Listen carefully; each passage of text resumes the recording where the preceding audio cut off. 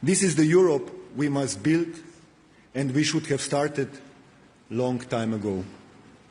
But now we can wait no longer. Before I close, let me take a moment to thank my extraordinary team, perhaps even more stubborn than I am, and all our friends and partners, old and new. Your dedication and trust give this forum its strength and meaning. With that, I officially open the 20th anniversary of the Bled Strategic Forum International Conference. Thank you very much.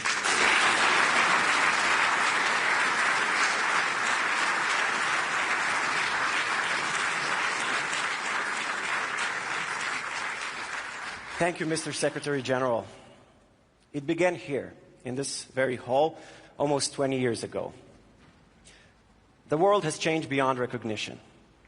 With the orchestra beside us, let us turn back the wheel of time and rediscover where and when it all began.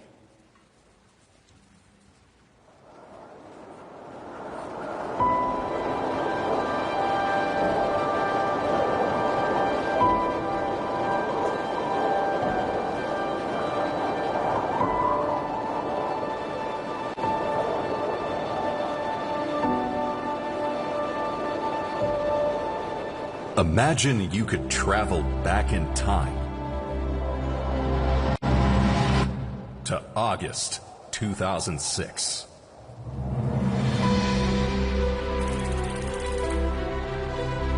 There were 1.6 billion fewer people living on Earth, and the global economy was less than half the size it is today.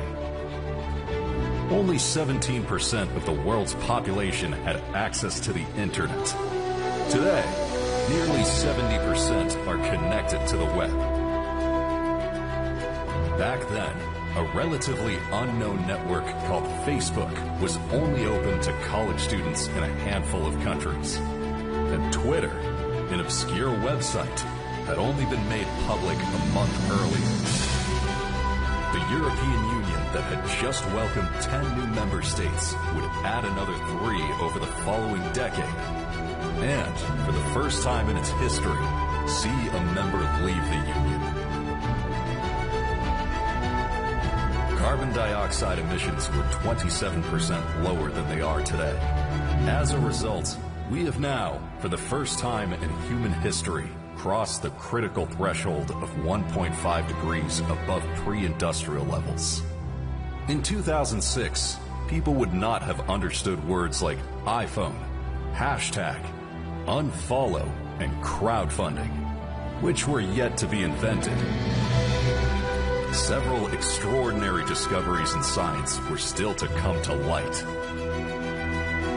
Few foresaw that within 2 years, the world would plunge into the greatest economic and financial meltdown since the 1930s, only to be eclipsed in just over a decade by the Great Shutdown, caused by a global outbreak of a new disease.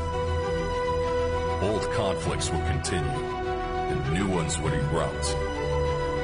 At the same time, huge steps were made towards solving seemingly unsolvable challenges. And for the first time ever, a common blueprint for a sustainable future of our planet would be agreed upon. The world has changed, and we have followed suit. Since 2006, the Bled Strategic Forum has brought together nearly 18,000 participants from more than 100 countries, including over 70 heads of state and government, almost 400 foreign and other ministers, and more than 2,100 media representatives. Exchanging views, seeking solutions, leading. Welcome to the 20th edition of the Bled Strategic Forum.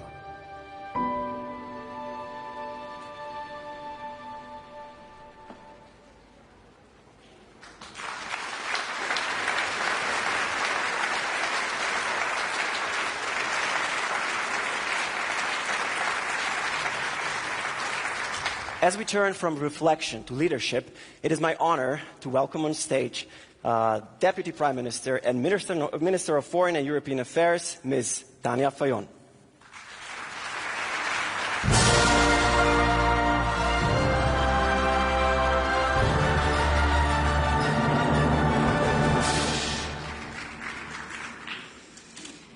Esteemed guests from near and far, dear friends of Bled Strategic Forum. 20 years ago, Slovenia launched this forum with a simple belief. Diplomacy must serve people and not power. That belief resonates even more urgently today. We gather in Bled in the midst of crisis, in the midst of wars, injustice and deep uncertainty, in what truly feels like a runaway world. Fear too often divides us or paralyzes us. And in such turbulent times, we need steady anchors. The rule of law, shared solidarity and a moral conscience. Slovenia strives to be one of them. As a member of the European Union and as a member of NATO and the UN Security Council, Slovenia does not stand on the sidelines. We believe peace is built through diplomacy, justice through law, and security through cooperation. But how do we turn these principles into action? Let me present our 3 tests of commitment. The first is Ukraine.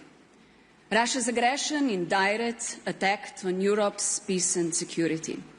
Slovenia and the European Union stand firmly with Ukraine, supporting its right to a free, sovereign and unified future. Peace cannot come at the cost of justice or territorial integrity. We reject outcome that rewards aggression. Together with our European and transatlantic partners, we will continue to provide long-term security, reconstruction support, and a clear path to European Union membership. Ukraine's future is Europe's future, and we will not turn away. Second is Gaza. The situation in Gaza and beyond. It is beyond our imagination. Every single day, because of relentless bombings and deliberate starvation, an entire classroom of children is lost. Day after day, the numbers grow. Life-saving humanitarian aid is deliberately blocked, while lives are extinguished before the world's eyes and entire families are erased. Slovenia recognized the state of Palestine because we believe peace demands justice, and a viable 2-state solution is the only way forward. We acted, imposing an arms embargo on Israel, banning settlement imports, and declaring 2 extremist ministers persona non grata. We've sent emergency aid and continue to demand unimpeded humanitarian access. At the upcoming UN General Assembly in September, we will advocate for wider recognition of Palestine and a renewed push for peace. A ceasefire is urgent. Hostages must be released, and aid must flow.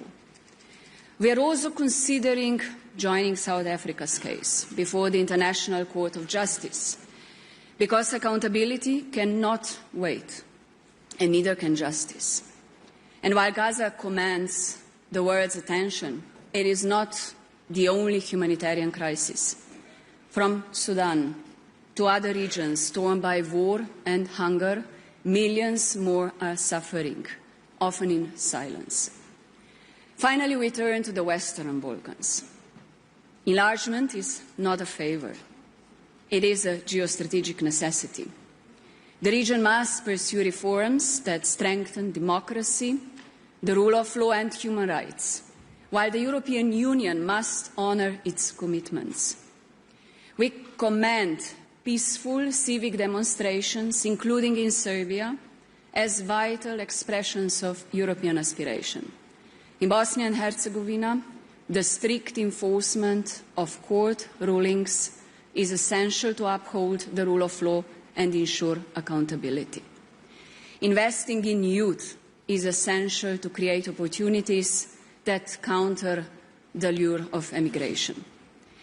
Slovenia remains committed to fostering dialogue and advancing a future where the Western Balkans, alongside with Moldova, Ukraine, is fully integrated in Europe.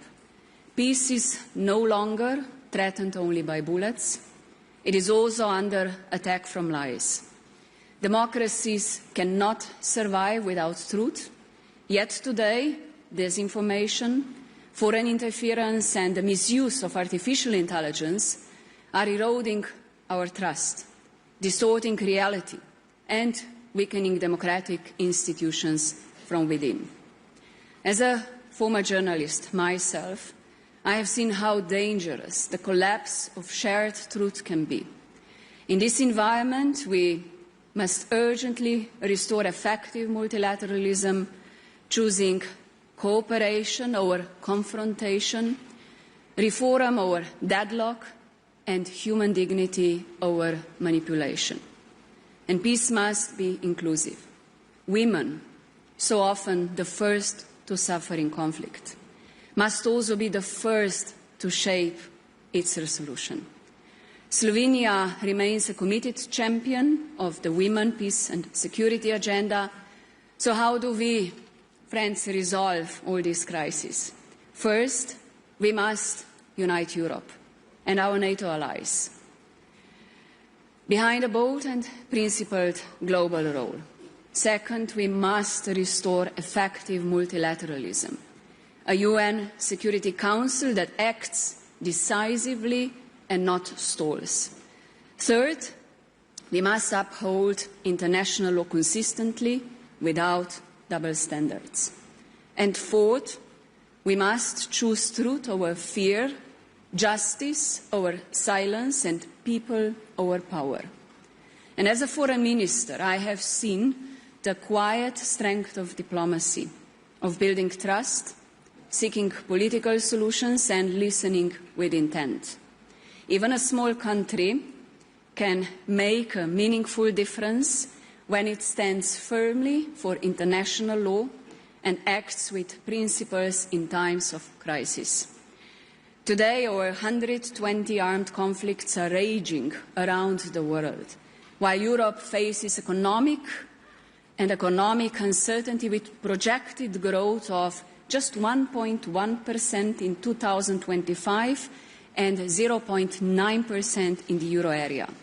And this volatile global landscape, Europe must rise not just as an economic actor, but also as a force for principle.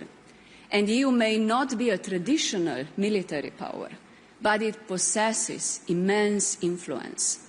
The influence of values, diplomacy, law, and example. And that influence is strongest when rooted in unity, especially among neighbours. Slovenia's close cooperation with our neighbours, Italy, Austria, Croatia and Hungary, all fellow EU members, shows how regional trust can strengthen Europe's global voice. And we must now use the influence more boldly to defend truth, support peace and strengthen global cooperation. In a world that often seems to be spinning out of control, principled leadership matters.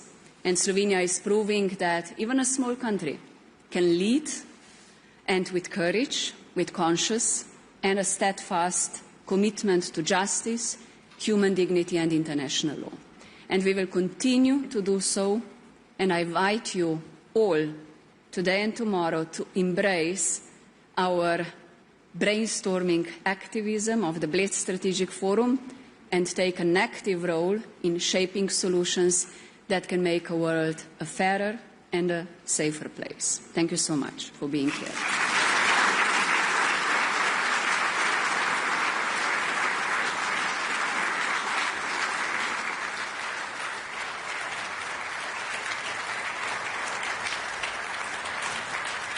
Thank you, Madam Minister. For 2 decades, the Bled Strategic Forum has been a crossroads of ideas and voices that shape our times. Let us now look back at some of the faces that have stood on this stage and at the numbers that tell the story of a world growing, changing, and struggling.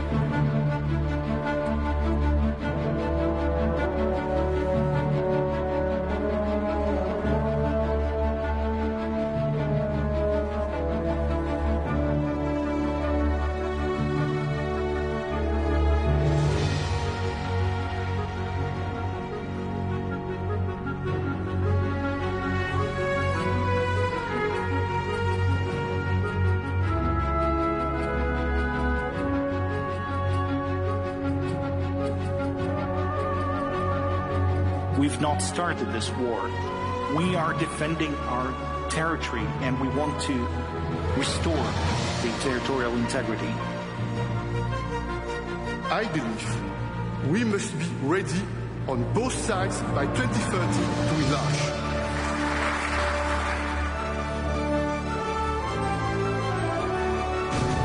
This forum has become a tradition, and it is also a testament to Slovenia's global leadership.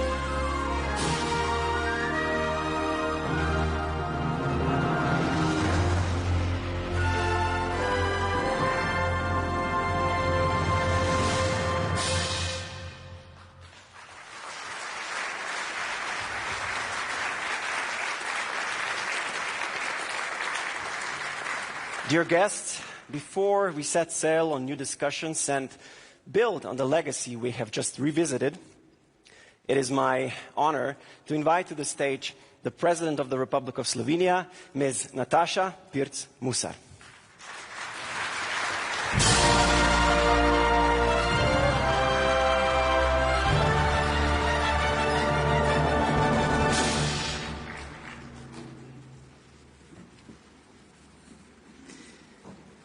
Dear Speaker of the National Assembly of the Republic of Slovenia, Urška Klakočar Zupančič, Prime Minister of the Republic of Slovenia, Dr. Robert Golob, Excellencies, distinguished guests, ladies and gentlemen, it is my distinct pleasure to welcome you to the 20th Bled Strategic Forum. 2 years ago, I had the privilege of watching a retrospective of past forum editions. Apparently, some members of the organizing team secretly shed tears of pride, and I would say rightly so. It is hard to comprehend the amount of time and energy that goes into making these events a success. So to all the BSF teams over the years, thank you.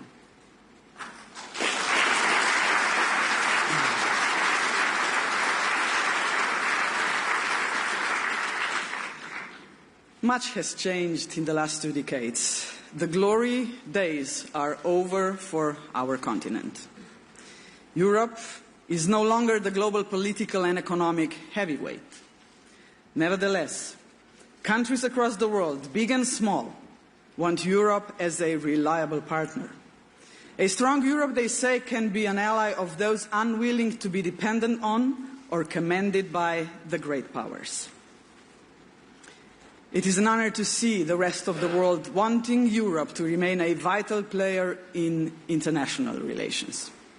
However, we risk the opposite by giving it to politicians and political parties who prefer a weaker, less interconnected and less inclusive Europe.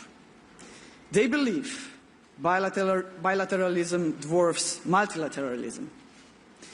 They reject the very values on which European integration rests.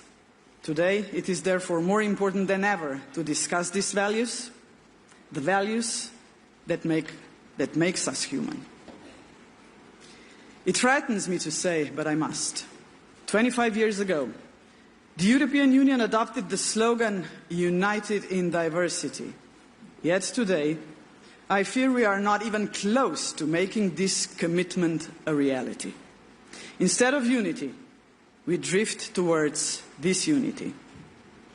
Ladies and gentlemen, is this how we wish to cooperate with and compete against the great powers? I hope not. I hope Europe will become a respected player in the international world stage. I hope that geopolitical discussions affecting and decisions affecting Europe are not and will not be made without Europe.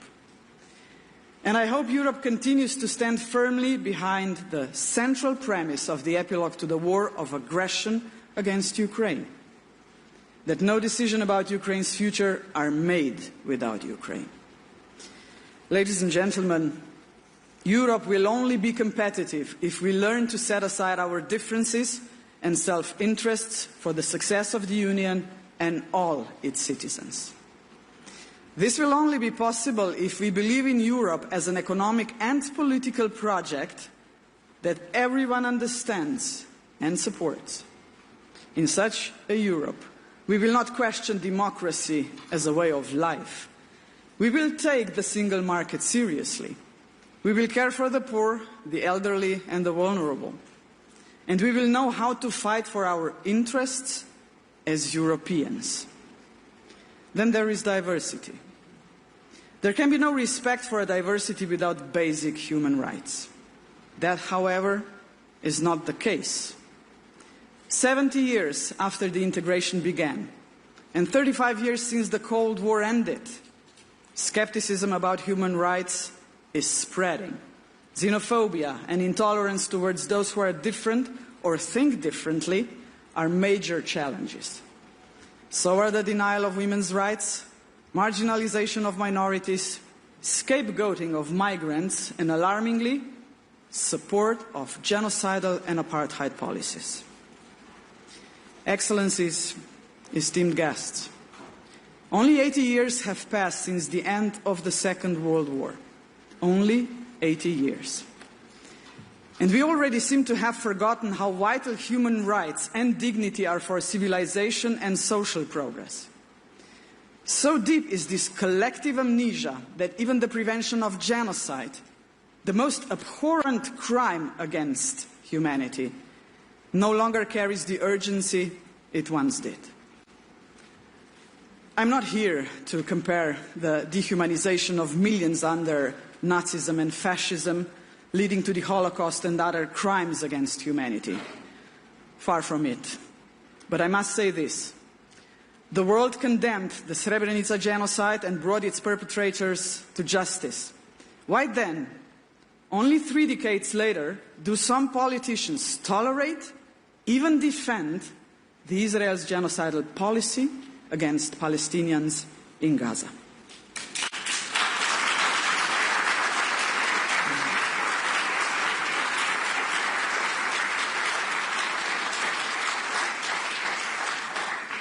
The international community resoundingly condemned Hamas's terrorist attack in October 2023. How come? We have no such consensus when it comes to people living in Gaza. How can it be that there are still politicians, including in European Union member states, who tolerate that most people in Gaza have been displaced multiple times? That more than 90% of homes are damaged or destroyed? How can they accept acute shortages of food, water, fuel, medicine, and shelter? Or reports of Israel negotiating with South Sudan to transfer people from one war-torn land at risk of famine to another? Or the fact that humanitarian workers and doctors themselves are starving while trying to help those in need? How can they not be moved after the news hit the world that the Gaza City and surrounding areas are now, ladies and gentlemen, officially under famine? Distinguished guests, These are not rhetorical questions. As human beings, we must ensure that the Gaza Strip and the West Bank never fade from the political spotlight from several reasons. Firstly, because through our dealings with Gaza, we reveal who we are. Gaza has become a symbol of our attitude towards atrocities worldwide. If we cannot address Gaza, what legitimacy do we have to confront gross violations of human rights anywhere else? Secondly, because our handling of Gaza reflects our understanding of humanity. When Europe advocates human rights as universal values, do we truly mean it, or are they merely a tool for dominating political discourse? Thirdly, because humanity is indivisible. We are rightly united in strong condemning Russia's aggression against Ukraine. We stand with the Ukrainian people and support the principle of territorial integrity. We cannot allow a country to seize another country's territory just because it can. We cannot allow people to be killed merely for defending their country against an aggressor. In Ukraine, we defend international law and humanity. Values and norms are values and norms, everywhere, for everyone, also in Gaza.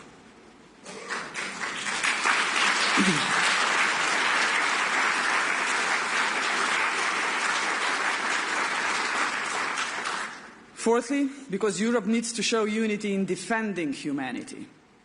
The EU's ultimate response to Israel's actions in Gaza will show the world how our leaders see Europe's future, whether democracy, unity, diversity and trust in international law remain at the center of the European integration. That being said, I find little cause for optimism. Attacks on democracy and fundamental freedoms are visible basically everywhere. Many of us grew up with leaders criticizing autocracies during the Cold War. Several of those regimes endure, and their practices are spreading, regrettably, even in Europe. Freedom of thought, academic freedom, and investigative journalism once shaped democratic discourse. Not anymore. And this is wrong. This is historically wrong. Without freedom of thought, there can be no progress. Attempts to restrict free speech are always met with resistance. Those who suppress freedom of thought and critical thinking always end up on the scrap heap of history. With this in mind, I would like to express my support for the initiative to award the Nobel Peace Prize to Francesca Albanese, the UN Special Rapporteur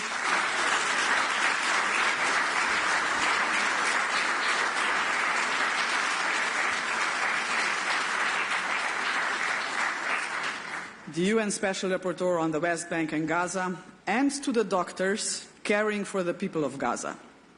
They deserve recognition.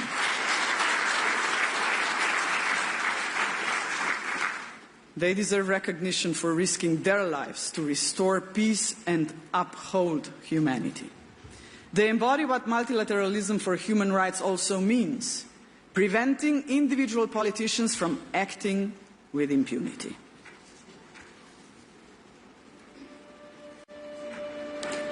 Dear friends, we cannot stand by and watch history unfold without us. We must not let cold pragmatism drain the soul from Europe. Now is the time to speak truth. Bold, unwavering truth to power. To bring the united in diversity back to the very heart of the European dream in an enlarged European Union. Human rights and human dignity flourish in a world that is stable and just. But it is in times of crisis and uncertainty that the true test begins. The test of our courage, our conviction, our willingness to stand firm and defend our values. Now is the time to raise our voices, not in whispers of compromise, but in a thunder of determination. Let us reject those who bend their values to the winds of profit and personal gain. Let us fight for a Europe that speaks out loudly through every multilateral forum against injustice and exclusion, against every crime against humanity, and for every silenced voice.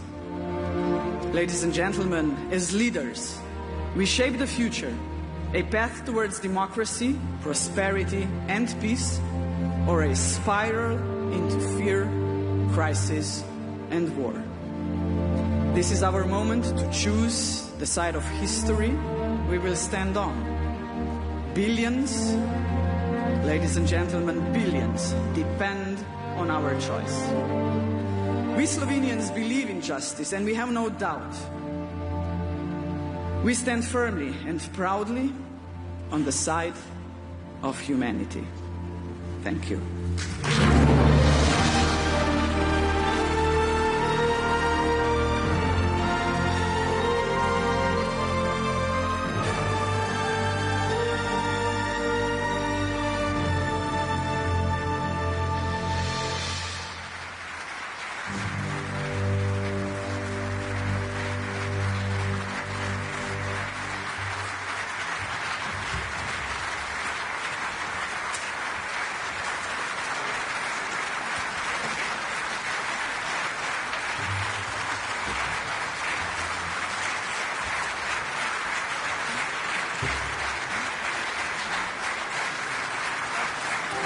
Ladies and gentlemen, international TV presenter and journalist, Ali Aslan.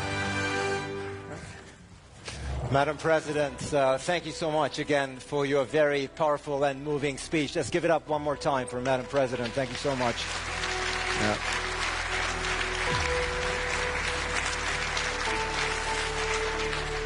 And thank you, of course, for a wonderful opening to the Bled Strategic Orchestra, ladies and gentlemen. Wonderful. Thank you so much.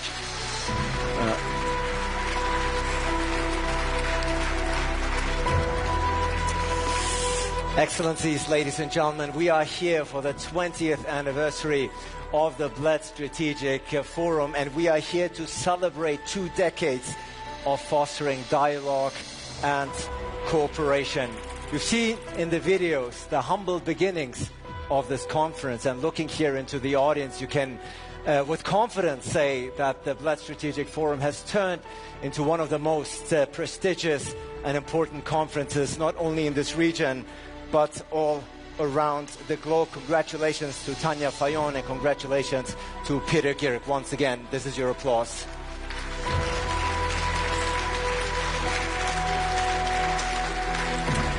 Now, I myself, I've been part of this forum. I've had the privilege of being part of this forum since 2018. You might have seen me up there on the memory video there. And it's so great to see so many familiar faces that have shaped the forums here throughout the years. I'm seeing, of course, the former president, Borut Pahor. Great to see you, gentlemen. Always a pleasure. We've had the pleasure of being on stage here numerous times, and of course I'm seeing my very, very good friend, Albanian Prime Minister Edi Rama, here in the audience. Prime Minister, you and I had our fair share of moments here on this stage. I think we went viral a couple of times. It's always great to see you. Congratulations on your re-election. But I also see many new faces here, new additions. Of course, the President of the European Council. I'm seeing Antonio Costa. Welcome, gentlemen, here to Bled for the very first time, at least in your new capacity. And of course, I'm seeing EU High Representative Kaja Kallas also here with us. Welcome to you as well. I'm very much looking forward to our conversation here later on this very stage. Now, 20 years, it might be quite unlikely because I'm looking at many fresh and young faces here, but is there anyone here by any chance who's attended all 20 editions of the Bled Strategic Forum? Let's see a show of hands. All 20? None. One? Okay, right there. You'll get the medal later on. Remind me. Who else? Who's been here? Right here, one more time. Okay, you got to share the medal. We only 20 times. That's a proud achievement. So you are witness, and you have witnessed the steady rise of this forum into what it is today. Who's here for the very first time? The very first time at the Bled Strategic Forum. So I'm seeing quite a number of hands. You're in for a treat. Congratulations indeed.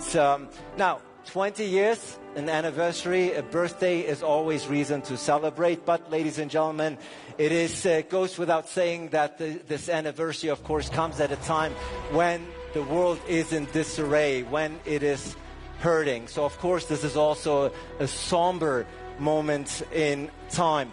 And we have seen the video of your predecessor, Antonio Kaja. We've seen Charles Michel standing up here on this very stage 2 years ago, making the pledge that the EU should be ready to admit Western Balkan countries into the EU by 2030.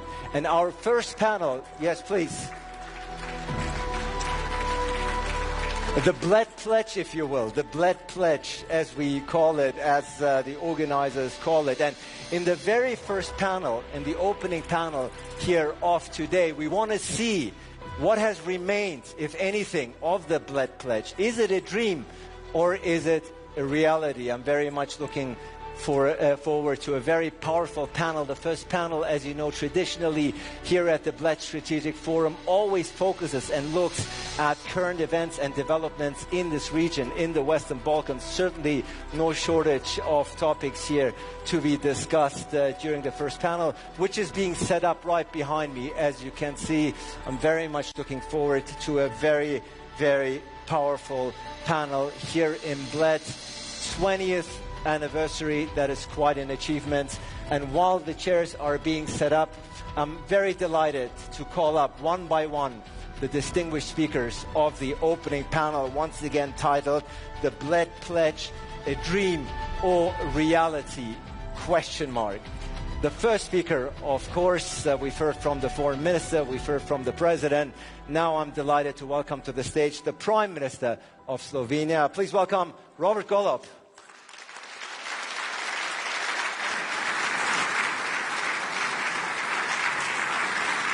Always good to see you.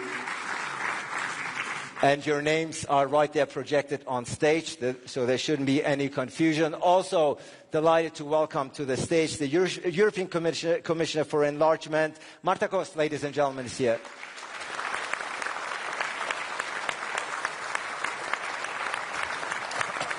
Commissioner, wonderful to have you. We will see what remains of the Bled Pledge. Yes. Very much looking forward to your remarks.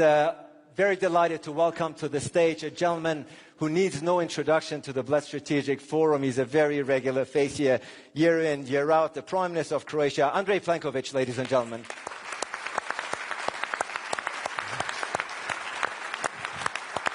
Prime Minister, good to see you.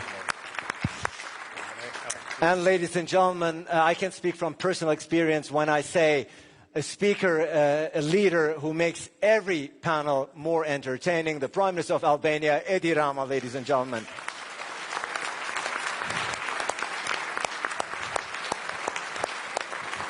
So you are staying with me here? Staying with me here or not? No, not this year. Not this year, Edi Rama, for good reason, I believe. But I'm delighted to see you back. And last, but certainly not least, delighted to welcome to the stage the Prime Minister of Montenegro, Milojko Spajić, ladies and gentlemen.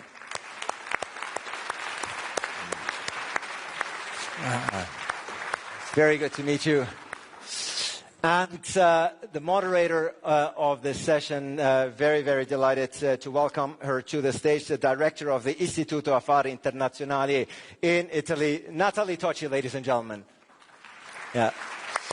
And Natalie, great to have you. And before we start, yes, please, before we start, this year we have a different setting. Usually you dive right into the conversation, but we are very, very delighted to have a very special guest here with us who will give an input, if you will, make the intro to this panel. I'm delighted to see him here and welcome him now to the stage for a keynote address. Ladies and gentlemen, the President of the European Council and former Prime Minister of Portugal, António Costa.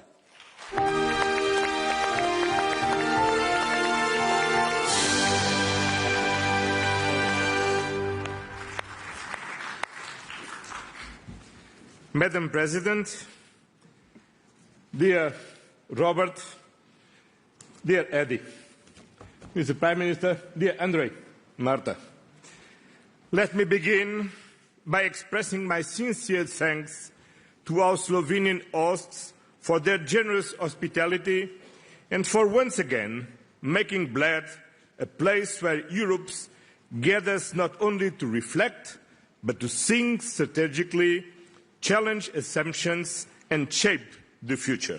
And congratulations for this 20th anniversary. At this critical moment, as the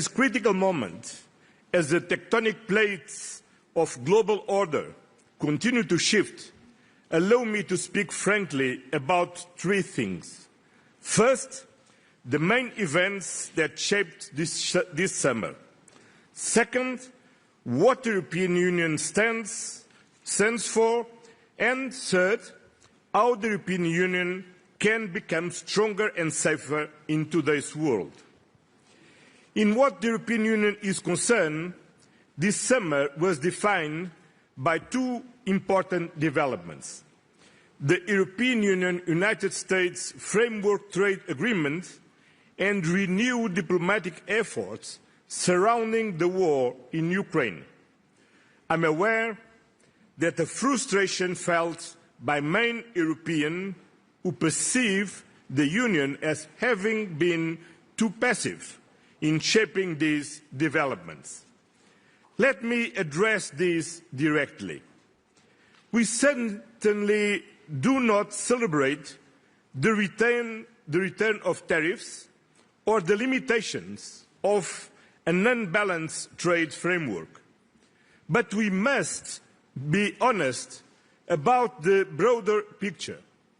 In today's interconnected world, trade, diplomacy and security inevitably influence each other.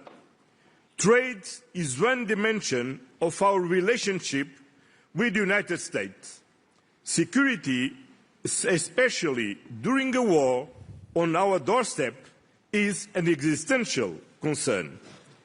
Escalating tensions with a key ally over tariffs while our eastern border is under threat would have been an imprudent risk. That is why, at this moment, we chose diplomacy over escalation. We gave space to dialogue, to choose restraint, because we are responsible. Stabilizing transatlantic relations and ensuring United States engagement in Ukraine's security has been a top priority. The European Union did not start a trade war, but yes, we refrain from retaliation, protect our own interest, the interest of European consumers by not taxing them with tariffs, the interest of business by providing predictability, and ensuring that our products and services are not at a disadvantage in relation to other exporters to the United States. That said, our partners, including the United States, must know that the European Union will always defend its sovereignty, its citizens, its companies and its values. Diplomacy should never be mistaken for complacency.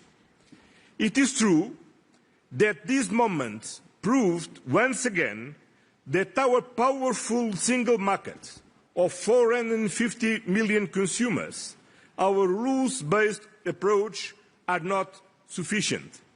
We must become more autonomous, more resilient, and more prepared to act, more sovereign. We cannot anymore rely just on our allies when facing threats. We must take greater responsibility for our own destiny. And that is why today I want to affirm one clear message on behalf of the European Union.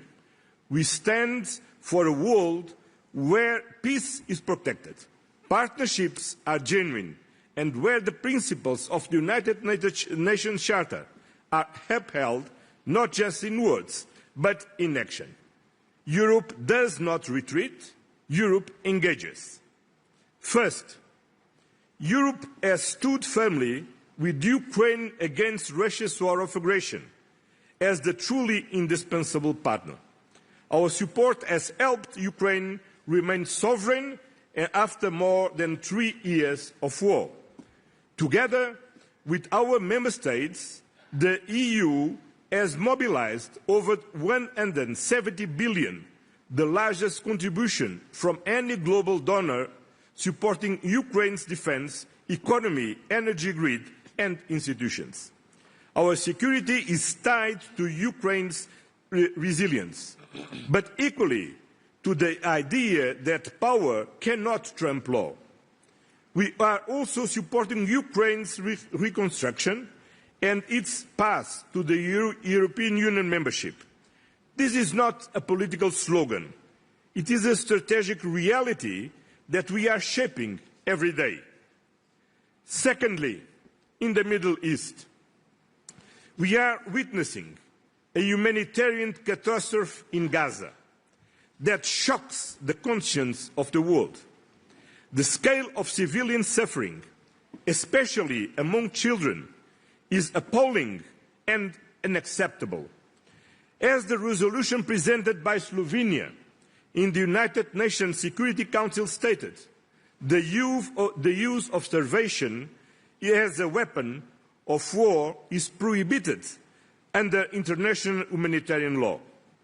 Regrettably, while supported by 14 out of 15 Council members, this resolution was blocked by the United States. The European Union has consistently condemned the Hamas terrorist attacks of October the 7th and continues to call for the unconditional release of all hostages. At the same time, the right to self-defense does not justify the indiscriminate destruction of civilian infrastructures or the collective punishment of an entire population. We must be unequivocal. International humanitarian law applies to all parties. We are deeply concerned by actions that threaten the viability of a future Palestinian state, particularly the expansion of settlements in the West Bank and the ongoing displacement in Gaza. These developments risk undermining peace and destabilizing the broader region, and for sure our friends from Egypt and Jordan can explain here very clearly. We therefore call for an immediate and sustained ceasefire, an unhindered humanitarian access, a halt of illegal settlement activity, and a renewed international commitment to a two-state solution. The European Union remains the leading donor of humanitarian aid to Palestinian people. European funding has kept hospitals, schools and institutions running, providing more than 450 million since the start of this war. We are actively supporting diplomatic efforts, and Palestinians' representatives must obviously be allowed to participate in international fora, including or especially the United Nations General Assembly and the upcoming conference on the conflict. The Palestinian people deserve peace, dignity and statehood, and that this is also the most sustainable path to the security for the Israeli people. We believe both are possible, but only if we act together, engaging more actively with our partners in the region and speaking with one strong European voice. And let me be clear, unanimity in the common foreign and security policy is not a right to veto, but on the contrary, the special responsibility for each member state to build compromises in the spirit of loyal cooperation. Thirdly, geopolitical naivety is over. That is why we are massively increasing our defence investments to reinforce our own security, strengthen our industries and create jobs across Europe. This will also enhance our credibility and influence on the global stage. Peace without defence is an illusion. Soft power alone is not enough in a world where hard power too often prevails. In the meantime, contrary to the worst predictions, we have succeeded in keeping the United States engaged in NATO and committed with Europe's eastern security. Diplomacy still works and the transatlantic bond holds. The United States accounts for 20% of our exports and 13% of our imports. But the remaining 80% of the global economy also matters, and the euro and Europe must engage with it more actively. That is why we are building stronger trade and industrial partnerships across the globe. We are advancing deals with Mercosur, Mexico, India, Indonesia, Philippines and Thailand, not just to boost trade, but to increase predictability and resilience. Diversification makes our supply chains more secure and reduce strategic dependencies, especially in critical raw materials. Our updated global gateway strategy is expanding our cooperation across Central Asia, the South Caucasus, Latin America and Africa. It is a trade and investment agenda based on sustainability, digital innovation, labour rights and climate alignment. Because trade deals, not tariffs, deliver real benefits for countries, companies and citizens. Europe remains a reference point, not through coercion, but through example. For decades, the European Union has helped lift millions out of poverty and has stood for development, democracy and peace. Our soft power is not naive, it's necessary. In the fragmented world, our contribution is needed more than ever. And finally, let me conclude by addressing our own future. The European Union is not a closed club. We are a community of values and a project of peace and prosperity. And that project is not yet complete. The accession path of the Western Balkans, Moldova and Ukraine are not just promises. They are priorities. These countries are at the heart of Europe and they are part of Europe's future. In the coming years, we must prepare the Union for enlargement through reforms, budget adjustments and strengthened governance. Enlargement will not be easy, but it will be worth it.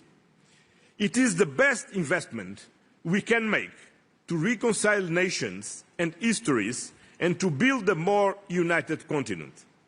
We will continue to work with all accession partners and take advantage of its positive momentum on enlargement. The European Union's growth plan for the Western Balkans is a potential game changer, offering financial support and incentives for reforms, regional cooperation and economic integration.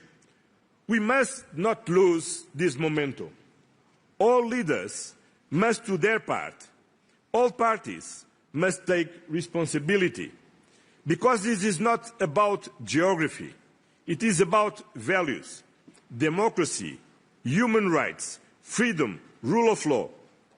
This enlargement presents a significant challenge for the European Union and its member states, but is even more demanding for the Western Balkans countries. And the greatest difficulty is not the required reforms or the negotiation of various chapters and clusters. The real challenge lies in adopting a new culture mindset, overcoming historical conflicts in order to build a shared future. Ladies and gentlemen, in today's fragmented world, the European Union chooses to act, not through power alone, but through partnership, principle and perseverance. We will stand with those who uphold international law, not with those who seek to dismantle it. We will keep building a stronger Europe, not for ourselves alone, but for the benefit of global peace, justice and cooperation. This is Europe's promise. This is Europe's purpose. Thank you very much.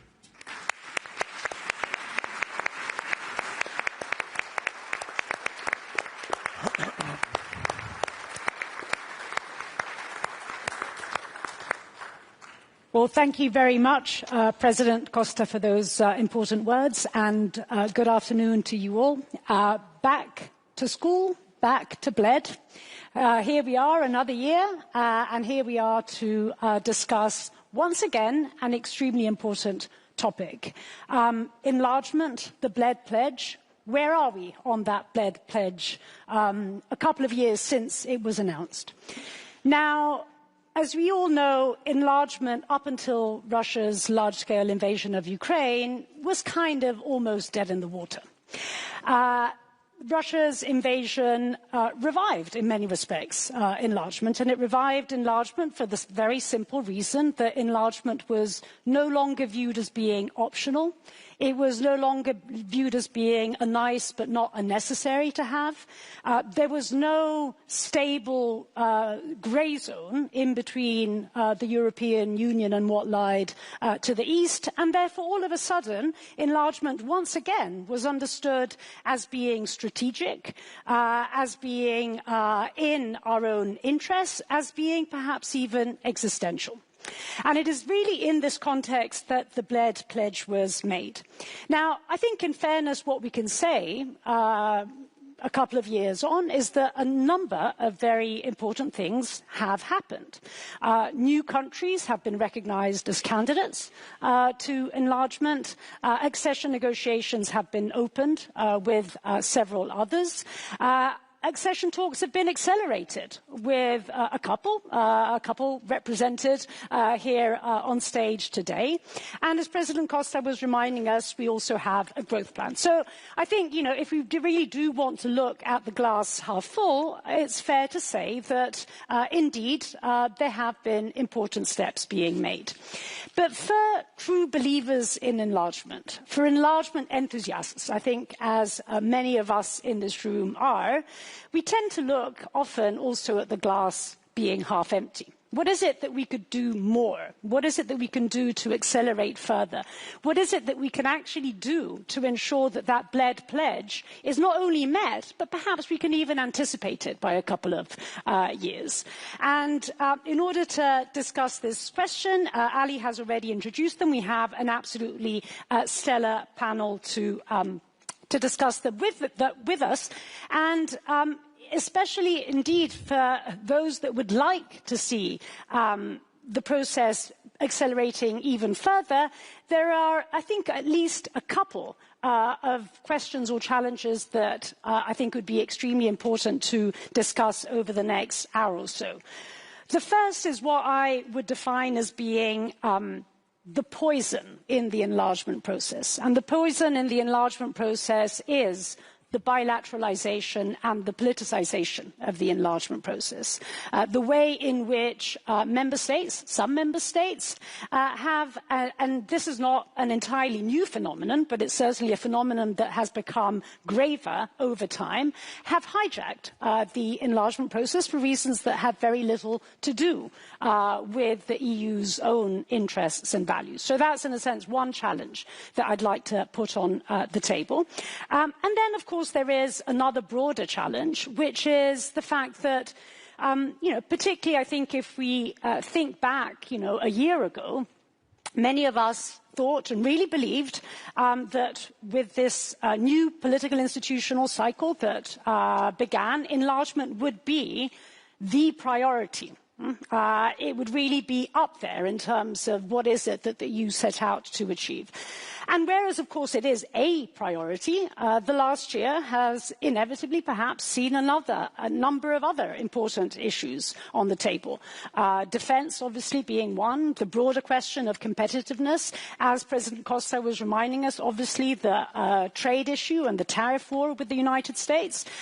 And so here we are in a situation in which glass half full, a lot has been achieved. Glass half empty, a lot more can and should be achieved. And so perhaps to kick us off with the discussion, Commissioner Costa, let me begin with you. You're also obviously a real believer in enlargement, and not only are you a believer in enlargement, but you're putting a hell of a lot of energy into actually making the Bled Pledge a reality. So let me perhaps begin by asking you, what is it that you can actually do, or we can actually collectively do, to make sure that enlargement is actually bumped up that list of priorities facing the European Union? Yes, indeed. I see the enlargement process as much more than making our European Union bigger in the number of square kilometers or in the number of people. For me, enlargement today is really what we have heard from the Slovenian president before. It is also a kind of unification of Europe, which we haven't had before in our history. And what can we do? It will be soon that I will be 1 year commissioner, and 2-3 more very much important points. First, the red line, what I see in my work, also working with the candidate countries, is the importance of leadership.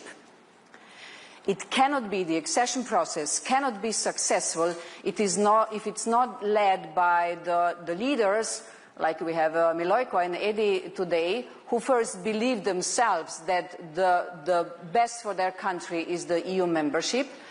They live this, they show this.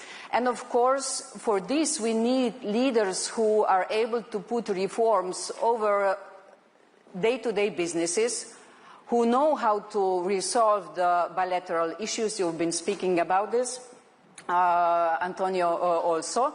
And third, who also understand, I call this the soft point, that it's their task to bring the people of their country to this so-called soft point when everybody will understand, indeed, it is moving and we are doing it and we are making it. The accession process is not only about what we do in Brussels or what the leaders do.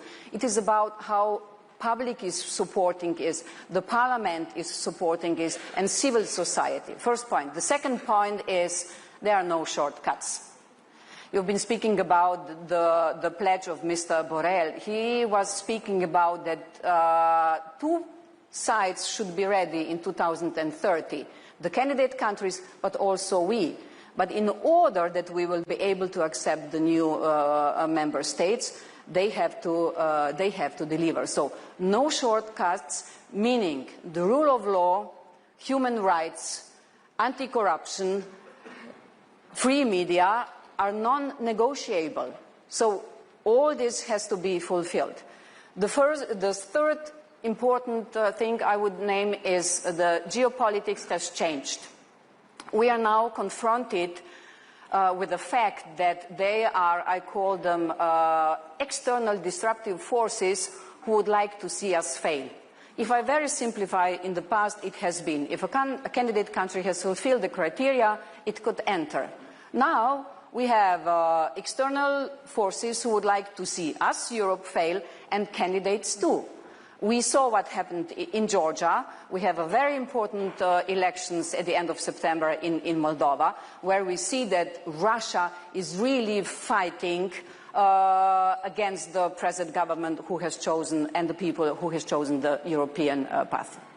Thank you so much, Marta, for this. And indeed, let me now turn to the candidate countries. And as I was hinting at earlier, both Albania and Montenegro, in fact, do represent, I think at this point in time, really the front runners in this process. And I think, really the countries that if we are to meet the Bled Pledge and do better, they are the ones that seem to be really quite well on the way. So, Eddie, perhaps let me begin with you and perhaps turn to you, paraphrasing what Marta was saying. What is it that you are doing to actually put reforms above the day-to-day politics? And, what is it that you can tell us today to persuade us that Albania actually is on track, not for 2030, but as you yourself said, for 2027? Persuade us that this is indeed what is happening and how Albania is actually going to meet that pledge.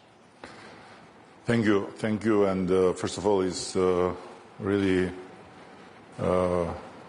very nice to be here in the 20th anniversary of this forum, although I have not followed the whole 20. And I want to make very quick remarks. Number one, I saw the film and I was amazed to see our former president being the same. Like Slovenia, by the way, every time I come here, nothing changes, the same. Perfect. And the second remark is, I don't know for what reason, maybe it's strategic, but the chairs become tinier and tinier and tinier. More and more uncomfortable. Maybe you have a message through the chairs, I don't know. This panel only. Just to tell us, there's a reason. Just to tell us we have to finish quick. But if you wanted us to finish quick, first of all, no Italian moderator, because they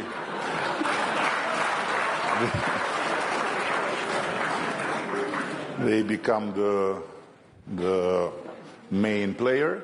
And second, no Balkan people, and no candidates, which are even more frustrating. So, no, I think it's not that we are saying that we are ready for 2027, but it's that thanks to a Slovenian record breaker in swimming, we have a very clear objective put on our table by the Commission, challenging us to deliver on all benchmarks and on all criteria, and to end the negotiations until 2027. And then, of course, it will be the member states, and it's another part of the process. So what we are doing is exactly that. We are pushing and pushing and pushing and not asking questions, because the best thing to do with the European Union is to be free when you talk in Bled, but to say yes, yes, yes, yes every time they say to you, you have to do this, you have to do this. They're not negotiations. So if you mix Bled with Brussels, then you are F. So if you don't want to be F'd, you have to do in Bled the sharing of the vision and different opinions and everything you want to express, and then go to Brussels and simply be a very, very diligent student. But this being said, I want to say that there is no rush, because I believe that the most important part, for us at least, Albania, Montenegro is a big country, I'm talking about Albania, it's to use the process of the accession as a process of state building, because Europe is a bless for a country like us, because it's the only place where you can get the knowledge of how to build institutions. We never had institutions before in the real sense, and to build institutions is the most difficult exercise. And this is what makes the difference between Afghanistan, Iraq, or name it, where our very dear friends from the other side of the ocean have thought that with bombs and with values you can change the country, but it's not the case. What we have in Europe, although we got out of a history that was similar, very similar, Iraq, Afghanistan, whatever, in terms of lack of freedom, in terms of all brutalities, is the know-how of institution buildings. And so for this, I tell to everyone back home, we have to be diligent and to do the work. It's not something we necessarily like, you know. We don't necessarily like to have the traffic as perfect as in Germany. But we have to do it. And Europe is here to learn us, to teach us how to have traffic lights and how to have good circulation within the institutional life. It's something amazing, and we are progressing. But beyond the leadership, I must say, in our case, the Albanian people, we are far from the second in terms of being Euro-optimistic, because we love Europe unconditionally, and although Europe has made us suffer a lot, we have the full conviction that we are going to marry one day. So finally they have cut some of the bullshit, which took for many years saying, we love you, but we are not ready to talk to you. We love you, but now they are talking. So there is a step further, as Marta says, I say is marriage-based. She says is merit-based. So we need to deserve the marriage, and we are working for it. Thank you, Eddie. And Milojko, let me turn to you on this. Tell us about your true love for the European Union. Tell us about what you are doing to persuade this at times rather difficult entity, animal, to indeed engage in marriage. And tell us what you're doing on, again, coming back to Marta's point, on putting reforms above the domestic fray of politics, and perhaps above all, what more could you do? Well, first of all, yes, Montenegro, it is a small country in many ways, but it's one way, it's a very big one.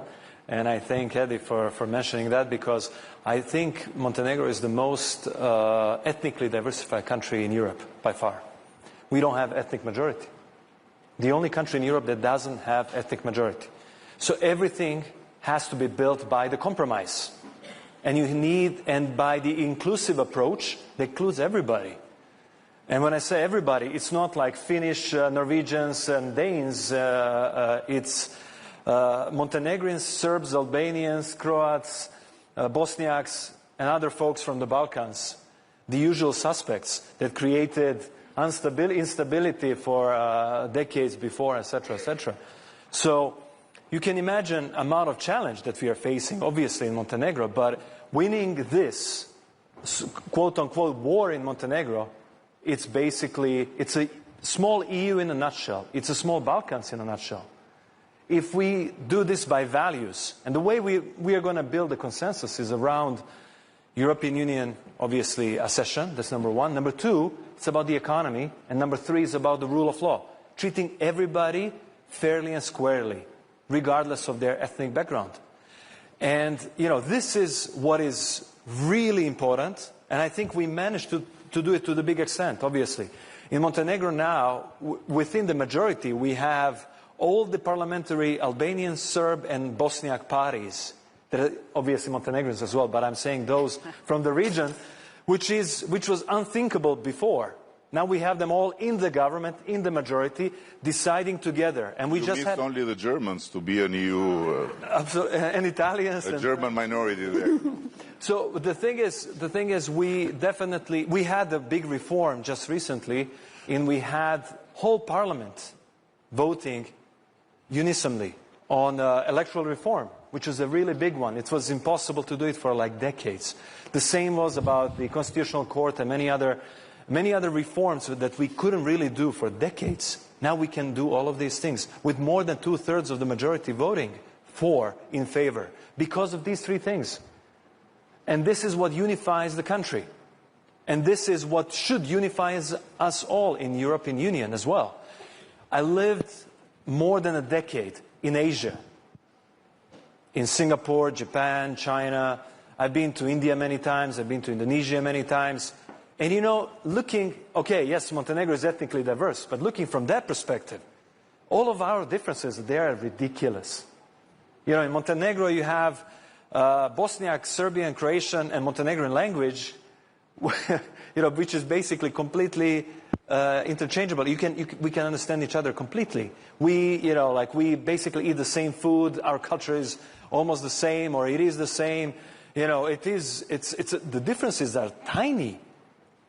And we make them so big because we focus on the past and we don't focus on the future. Right. It's about time we just focus on the future. Or we're going to be insignificant. We are becoming insignificant, but we are going to be even more insignificant if we don't focus on the future, if we don't focus on what's ahead of us, because Asia is focused. Very, very focused.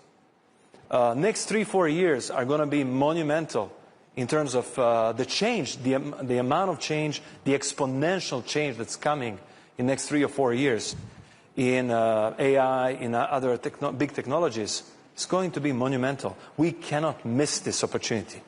So, yes, Europe is unified in our diversity. Great. Now let's move on and let's focus on the future. And we have to focus on some of the things that very smart people like Mario Draghi already made it for us. Let's remove the internal barriers. We're talking about, tariff barriers with the US. How about we focus on our own internal barriers? They're like huge. Right. They're really preventing us from being really a single market. And I'm talking as somebody who is not even part of the single market. Yet. But we are becoming slowly, like SEPA now and some other folks. So innovation, investing in innovation, making a good regulatory environment for innovation. Like 2 of our countries, we are small countries. We can be test beds for innovation. Together with the European Commission, we can sit down and say, hey, if it works out in Albania, if it works out in Montenegro, let's scale it up and let's become a European standard. These are the things, and actually that's good because 2 of our countries, we don't have vested interests of big industry folks. We can easily move ahead in terms of innovation, in terms of like regulatory change. And our administrations and systems are relatively new, and we can actually adapt much faster. And if this approach works well at the time we join EU, how about we make it Europe-wide? And this is could be potential contribution to the European Union. Because you shouldn't be only receiving end. We should also be on the giving end. Absolutely. And let me now jump on to member states. The prime ministers of which we have 2 at this panel, Croatia and, of course, our host, Slovenia. And let me turn to you, perhaps, Andrej, first. Ask you, I want to come back to this poison question. And, as Eddie was saying, yes, indeed, inevitably, member states are fundamental. They're there at the beginning of the process, and, of course, they have to be there at the end of the process. But perhaps they're a little bit too much in the way in the middle of the process, right? And that's where a lot of this, I think, poison and bilateralization comes from. Now, Both Croatia and, of course, Slovenia, big supporters of enlargement. What is it that your countries could do to make that support, to make that friendship, to make enlargement happen, actually more forceful, more powerful indeed in ensuring that that poison is somehow sucked away from the process? First of all, thank you once again for the invitation for being here at Bled 20th edition. Thank you, Robert, Madam President, Minister. It's a great pleasure, Commissioner, to be here, I think, 6th time in a row at this opening panel. A few points on enlargement, and then I'll come as someone who has been who is coming from the country that was vaccinated with the poison that you have mentioned. My first point, enlargement has really gone through a revival since Russia's aggression against Ukraine. I think we need to take that truly into account. This is my most important point today for all of us. Second, Juncker said in 2014, no enlargement. Ursula didn't have time in the first mandate. This time, your mission letter looks more optimistic. In the last 18 years, only Croatia joined. These are the facts which are sort of sobering in terms of the topic and the priority of the enlargement. Is it really a priority among the European Council members? I'm not so sure. We had a first debate on the European Council level conclusions when I just joined, which was a long time ago, 8 years ago, after I don't know how many years, which means that the heads of the European Union in terms of political leadership were not dealing adequately with the issue. We jointly revived it as of 2018, which is very good. Now it's a common practice to meet the leaders of the Western Balkans region, which was void from 2003 till 2018. These are the facts. But the main point about the enlargement is, of course, the preparation of the candidate countries, the political momentum, that the critical mass of support exists, but the real issue is the decision-making process and the budget. These are the two unspoken critical elements, whether the big countries will allow more smaller states with very modest contribution to the EU budget being allowed to decide when they believe that someone else should have an upper hand, because we all know that the 10 richest member states are financing 80% of the budget. These are the facts. It takes a while until people realize how things really happen, but that's how they happen. And that's why I think the candidate countries should really take a good look at what Germany and France are saying about the decision-making process. These are the consequences of the top jobs game back in 2019. I think it has the biggest and the deepest consequence to the decision-making process of the EU. And I see that not many people are understanding this, but this is the gist of the problem. When it comes to the bilateral issues, well, I'm in Slovenia, I'll be very polite, let's say history is history, but putting bilateral issues into the accession process is not very healthy for the accession process. I will just say that we have a current situation with North Macedonia, which is very visible. For those of you who are younger, North Macedonia was more advanced than Croatia when we had the Zagreb summit in 2000. They initialed the association, the stabilization and association agreement on the 24th of November 2000. I was there, so I remember that.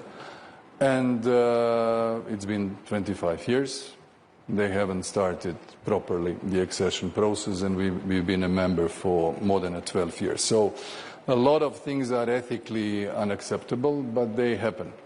And I think we should find a common strategy how to avoid this. I think there is a lot of maturity among most of the member states to not to do that, especially the whole QMB concept is being introduced, whether it's for enlargement, whether it's for foreign policy. And then again, you look at the smaller countries. If the QMB is installed, and since not everybody is behaving in the spirit that Antonio mentioned, and we know it, he is now the new master of 27-1 and the chairman's conclusions and all of the diplomatic nuances that we adopt, but that's the way it is. I have the feeling that many countries will never allow the consensus go away, because literally they become overnight irrelevant in terms of decision-making process. And that's why this sort of scholarly or theoretical narratives, they just hit the hard reality when it comes to the statement's craft and what one should do and what one can do. So I think we should continue with the healthy and impulses that Marta is saying, and help our friends to do the reforms. Unless both conditions are met, that the criteria are really fulfilled and the political momentum is created, there will be no enlargement. Very clear. We know it, and avoid all the poisonous elements as much as possible. Yep. If we behave in a poisonous manner, some countries will never join the European Union, and we are not behaving like that, on the record. Absolutely. Robert, let me turn to you now, and I think picking up some of the remarks that Andrei was making there, and if I could sort of sum it up, you basically have a situation in which there is, at times, a very small but very active and vocal minority that stands against. And in general, there is a very large majority that is in favour. But that large majority at times, and this is me adding to this, is at times relatively silent. I mean, at times, indeed, enlargement is not as much as a priority as we would like it to be. So the question really to me is not so much what is it that can be done to persuade that very small and vocal minority, but what is it that can be done to make that majority in favour actually make that majority less of an abstract majority and more of an active majority? So what is it that you think member states, including your own, could do? Okay, first, a big hello from myself as well to all the guests and the public. Many things have already been said, and what Andrei was explaining is how things work behind the scene at the European level. But I believe you're quite right when you say that majority of member states are, I would call them more or less not interested, or neutral. Not interested, because it's a nuisance to them to deal with it. Right. So that having been said, there is only one path forward. For the candidates, being as proactive as possible, taking both Milojko's and Edi's stance, saying, okay, this is something that we need to do because it's good for our country, it's good for the institution building, it's good for economy, it's good for our self-esteem, whatever. And on the other hand, a lot of proactive moves and steps by commissioners, especially by Marta, in order to make the European, first Commission, but then also European Council, realize that we need to implement some changes. And we need to do them before 27, meaning we don't have much time to start implementing those measures. And it seems, at the first glance, it seems rather straightforward. As what Marta was saying, or maybe Andrei, I'm not remember, okay, there is a political decision at the beginning, and there is obviously a political decision at the end of the negotiations, but in between it should be a meritocracy ruling and the technical process. It doesn't work that way right now. But I don't see any real reason why we cannot revert to this. Right. And this is something that will take some convincing, some very hard work by Antonio as well, in order to be possible to implement these decisions. But we've done it in other cases. 26 or 27 minus 1 formula worked in other cases, so it might work in this case as well. So it's doable. But Marta will have to find not just against the wind of poisoners, but also against the wind of ignorance by many others who are not really willing to go into the changes of the decision-making process. But still, it's doable, and Marta is, I know, she really lives for this work. She's doing, and she lives for results as well. So I think the enlargement process is in very good hands. The other good thing is that even though it comes from not so happy circumstances, is that after the Russian aggression on Ukraine, even though in war, they are really implementing all these institutional changes really fast. So they are not giving European Commission any excuse when they ask for speeding up the accession process. And it's going to be real hard to say no to people in war if and when they really fulfill all the conditions. Yeah. And this is the window for the Western Balkans. We spoke about it 2 years ago with Charles Michel here, that the window has been opened. So it's really more or less now or never, because afterward, I really believe in 5 years it's going to be closed again. And there is another major change, and not that we are introducing it here, but we are just pinpointing it right now.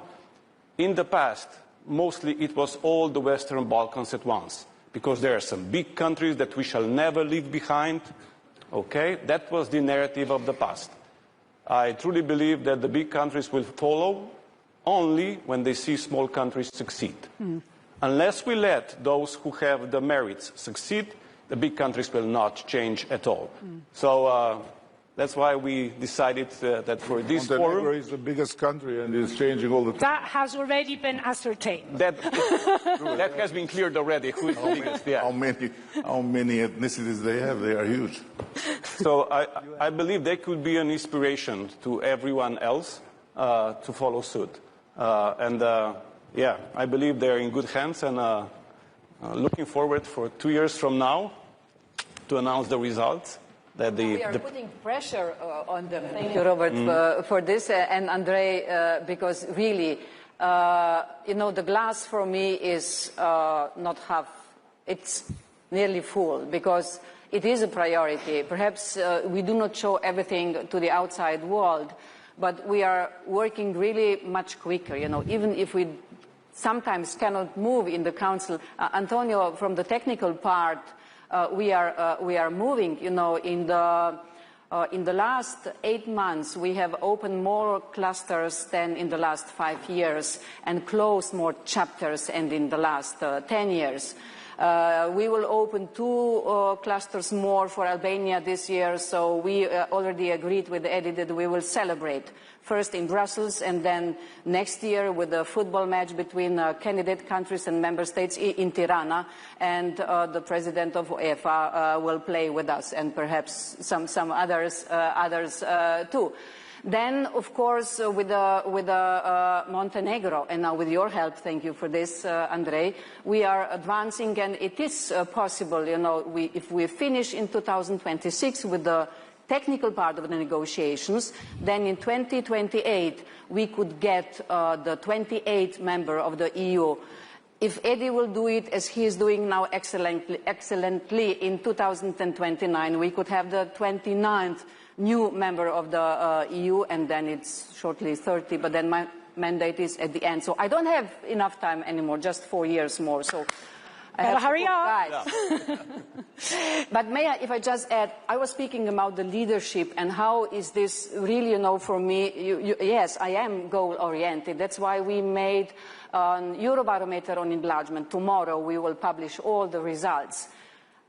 The citizens of Albania supported the EU membership by 92%. We are loyal people, We supported the Ottoman Empire by 92%. We supported the Soviet Union by 92%. We supported Maoist China by 92%, and now EU. And our best is that even when they fail, we are with them until someone else comes. So when you will fail, we'll say no. We are EU. Full stop. Eddie, like the Japanese soldier in the forest. When you told me a few months back that more than 90% are supporting, I thought, gosh, you're going back to the communist times. But now we have the proof, and it is nearly 70% in Montenegro. What I want to say if people do not believe and the leaders do not speak about how important this is and what it has to be done, you cannot get that much support for the EU membership. And you got it in Croatia, we got it in Slovenia, and from this aspect, really, it's not about the benchmarks. I agree, Antonio, with you and with the clusters and chapters. It is really about the leadership on both sides. But hang on a sec. I don't hang on because I am here to speak. You are here to moderate. Yeah, I have to moderate you. Moderate, okay. No, I just wanted to add something, but moderate. Okay, I'll moderate you and give you the word in a moment. In fact, I wanted to ask... I'm indulging just because we were your vassals once upon a time. There you go, there you go. That's right, that's the real reason they chose me. But I wanted to ask Andrei, and in fact you Eddie, because your remarks, although they were not intended to do so, but they sparked a thought in my head, and that thought in my head is that as we meet here in Bled, others are meeting in China. And there is a different order, if you like, in the making, right? And there's a love fest going on as we speak between Putin and Xi and Modi and several other mostly rather unsavory characters. And so it's not as if this conversation is happening in a vacuum. I mean, it's not as if we will have forever. That window will be closing, and it risks closing even sooner than 4 years unless we actually do speed up. And so, Andrei, I wanted to kind of perhaps come to you and ask you to reflect and kind of put this discussion within that broader geopolitical context. And also, what is it that can be done in order to send the message to our own populations, be it in member states or be it, Eddie, in candidate countries, in American candidate countries, that actually this is a region that can add to the security of Europe? I fully agree with you that the world that we were living in a couple of years ago has so rapidly changed, and I would say irretrievably changed. This is the key new element when you look at the NATO Hague Summit decision commitment to 5% by 2035. Would have been unthought of a couple of years ago because everything was settled. We were sort of gliding towards the welfare state, and then there was a wake-up call in 2013-14, and then 2022 with Putin basically showing his cards and even showing them again after Alaska and after Washington. I think we need to be realistic. The attacks are going on Ukraine, and nothing has moved an inch towards some sort of concept of pursuing peace, so as to be very precise. The new alliances which are being forged by the biggest, largest, most numerous and economically very influential powers, not to mention nuclear powers, is critically important for the West. I mean, we are still in the phase after the United States presidential elections, in the phase of consolidating the transatlantic relationship, which is bumpy. Bumpy in security, bumpy in defense, bumpy in terms of multilateralism, bumpy in terms of respecting the international law, and bumpy in terms of trade relations, especially with the tariffs that are on the agenda. So the West, since we are old, the West needs a consolidation.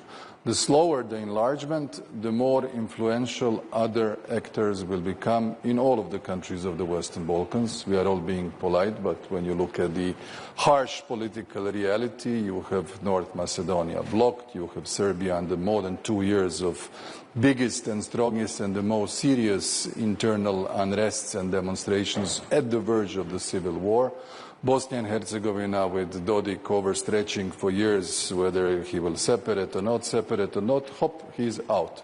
This is where we are today with Banjska that left without a serious remark or articulation back in 23 by anybody in the European Union. We pretended it didn't happen.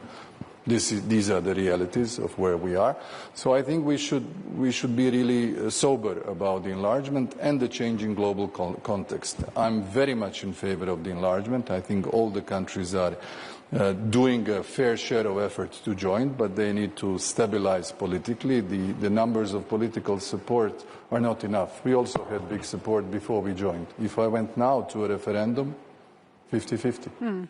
50-50. The narratives have changed. There are so many false information that is being spread around, and people, unfortunately, in the context of the technological revolution, tend to trust false information quite a bit. So it's a perennial battle for us to win the narratives, and we should also be realistic. This is part of the enlargement. The other are Ukraine and Moldova, both under active or frozen conflicts, both under war or occupation of part of their territory. This is where we are. These are the two closest to Cyprus situation that we have had, except that the ongoing Russian aggression is still there. So the topic is important, but it's so strained with all of these elements that we have to be realistic. One thing we have learned through our enlargement is we need to be very realistic. Eddie. Very realistic. Oh, sorry, it's stronger than me now because he mentioned Alaska.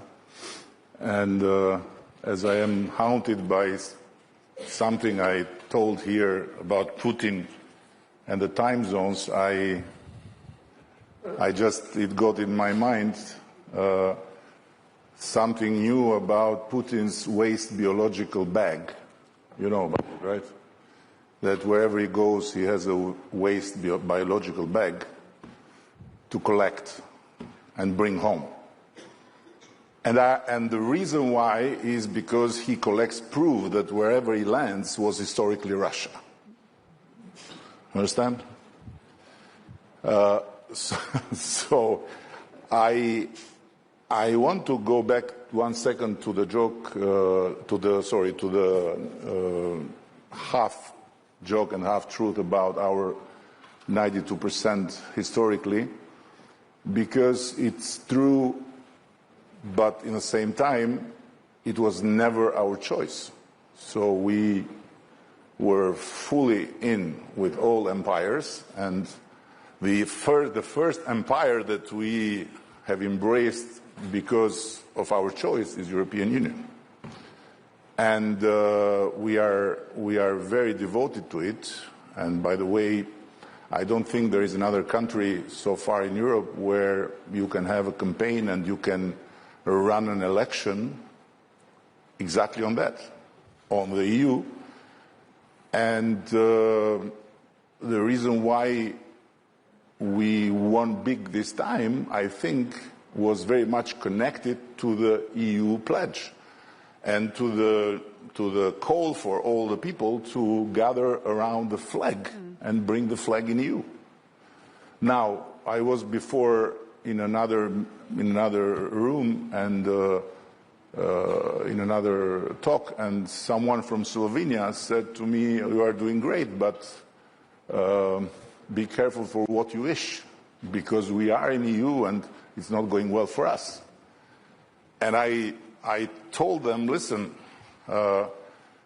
you are in such a good place in Slovenia that if we go through the list of things you have and we would wish to have, it's huge. Are you absolutely sure? But there is one thing in the list where we beat you, which is optimism. You are quite depressed here, you know, and you know, because it's so perfect, it's so beautiful, and you are really scared that who touches something will do something wrong, you know. While in Albania, there are so many things we need to continue to improve and to adjust, that is just the drive. And secondly, to your question about what happened in China, here comes the part that has nothing to do with our negotiations, but has to do with me as a European, free European. I believe that Europe should have been there. So I believe that Europe should be everywhere where the world meets. And Europe should give up on Europe. It's not just Europe, it was the whole collective West until a while, since a change happened in America, but should give up on trying to impose to the others its own way of living. What we need to do is to protect our way of living from the others, but not to select friends and to select whomever we want to talk with based on their ways of living. So it's because yes, and by the way, I represent a country that fully stands with Ukraine, and the only country, I believe, in Europe that since the fall of the Berlin Wall never had a visit to Russia or never had a guest from Russia. So nobody can say that I have any kind of confusion in my mind, but I believe that Europe should not wait from the other side of the ocean what's next with the peace plan. Europe is first and foremost peace, is culture of peace, is peace and culture. So, of course, we have to defend ourselves. Of course, we have to improve our defense. Of course, we should not rely on others. But how comes that we don't have yet a plan? And what we wait? You know, we wait for what? For the next move. So, Viktor Orban, you know, is a very controversial figure, good friend. I appreciate a lot Antonio. I appreciate a lot Victor. I appreciate a lot of this gentleman here. And I don't base my appreciation on how much I agree or don't agree with someone, but how deep the conversation goes. And when he mentioned ceasefire some time ago, he was treated like a pest. He was treated like you know, like the waste biological bag, you know. And when suddenly someone else on the other side of the ocean mentions ceasefire, suddenly Europe discovers that there is also ceasefire. But it's too late. It's too late. Nobody is going to fall for it. Now what we are waiting? We are waiting that someone else finds something else, and then we find ourselves in front of a fait accompli, and we become isolated even more from others. And to conclude, a very dear friend of all of us, I believe, from another country out of Europe, in the Middle East, asked me, have you counted how many friends you had before the war and how many you have since the war? And this is a question that we have to make, because we don't have any reason to not be proactive with all the forces that are out there, and to not have our own, like Antonio said, very rightly so, our own deals, our own communication. And when it comes to the enlargement, it's not, you know, it's not really what enlargement is to get Montenegro in. Even if Albania gets Montenegro in, it's not enlarged. It's practically from very small to too small. So what enlargement is to get Albania in? What enlargement? Enlargement. What enlargement? We both are like, I don't know. Our houses. So... get on with it. So the message. But if EU enlarges with us, it gets stronger. It gets more compact. Why? Because it doesn't leave a part of the body open for viruses, for microbes, for assaults, for infections, and so on. Exactly. And this is the point. So if tomorrow things go in a different direction, this will be a wound open in the middle of Europe. While if we are in, we are simply, you know, closing a space where from a very little space it can become a big problem. And we are the only reality in the history of geography, I believe, that I'm talking wrong like an Italian. I have to prove you wrong, so we are the only reality in the history of geography who have two borders. I mean, the European Union has two borders. One outside border, like everyone else, and one inside border. And within the inside border is me and him, you know? Now, what enlargement? Close this, get rid of this inside border. Single market, like we entering a single market will be China or Japan threatening Europe. Bring us in. Thank you, Eddie. And we bring some fun.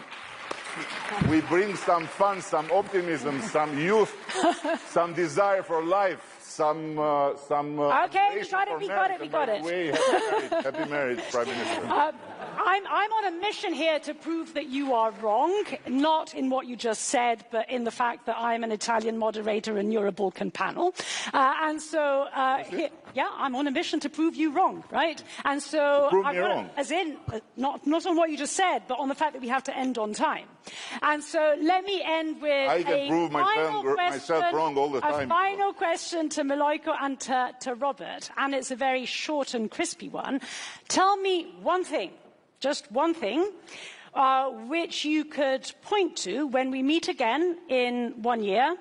Here we are in a situation in which it's not a 50-50, glass half full, half empty, let's say it's a 2/3. No, I don't accept 50-50, so make it 70-30. Okay, 70-30? I want it to have an 80 or 85 next year. What is the one thing that should be done, can be done, and that you will do to make sure that we get to that 80-85% by next year? Milojko. Sorry, 80-85% of what? Of the glass being half full. Meeting the Bled. An attack from Russia to Montenegro will do it. And I want it in 30 seconds. Then we have a third world war, as Trump once said. Actually, getting Montenegro into NATO was one of his concerns in his first mandate. I'm joking. So, but it's because he doesn't know the size of Montenegro. This is the problem. No. He's probably very well aware of the size of Montenegro. But it's, I think the economy. Going back to the basics, guys, the economy is all, it's you know, how are we going to pay for defense? How are we going to pay for many other things? How are we going to keep the political support? Why you don't even need defense? If you are all occupied, you are occupied. No, hang on. We need a distinctly, I would say, different and better story on the economy by connecting the economy and real life of the citizens with all the geostrategic approach that we need to do. Like we need the real, the people have to see the economy improving. This is the key. Last word. You want a realistic answer? Yeah, but an optimistic, realistic answer. Okay, the optimistic is they're going to close a record-breaking number of chapters in the next 12 months. You all and they mostly. And Antonio will find a way how to reshape the decision-making process in order to bring them to the final decision on whether they can get in or not. Unfortunately, realistically, it's going to take 2 years. Okay, I can live with that. I can live with that. And being just, Eddie, 10 seconds late, I think that Ali will be back here to tell us what we have to do. Please join me in thanking this absolutely fantastic panel. Thank you.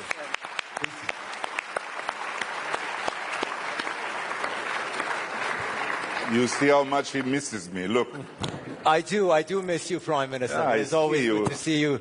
Next year, perhaps we'll be back on stage together, Prime Ministers, Commissioners.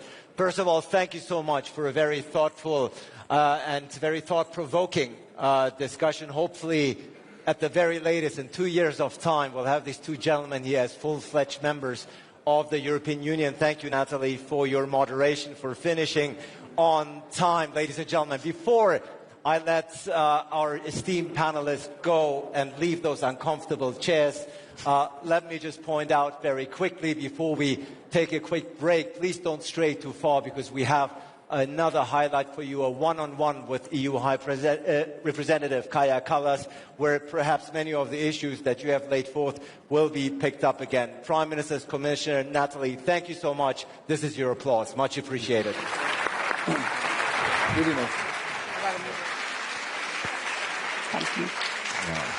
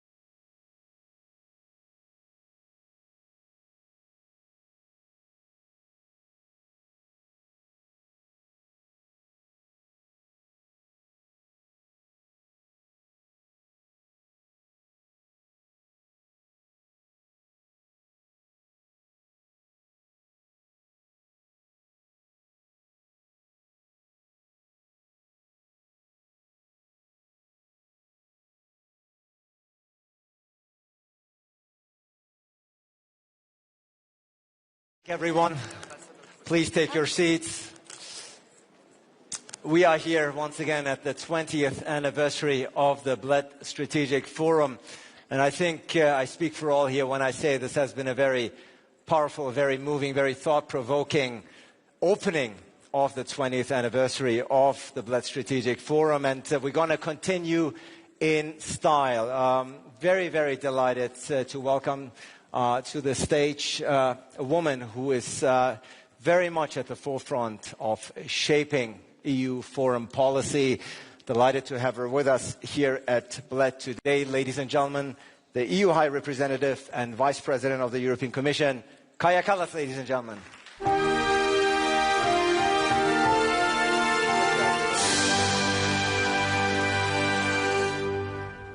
High Representative, wonderful to have you with us here in Bled.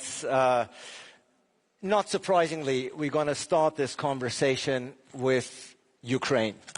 You have, of course, built a very strong reputation as a strong voice on Ukraine, and your unwavering support for Ukraine has actually earned you a spot on the Kremlin's wanted list. 3.5 years into this war, you speak to your counterparts, you speak to 27 EU foreign ministers. 3.5 years into it, do you see signs of war fatigue among EU member states?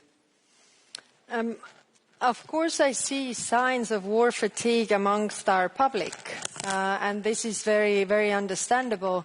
At the same time, we don't have war, so why are we tired of the war as we are not fighting the bombs every day? But I see absolute resolve amongst the European countries still.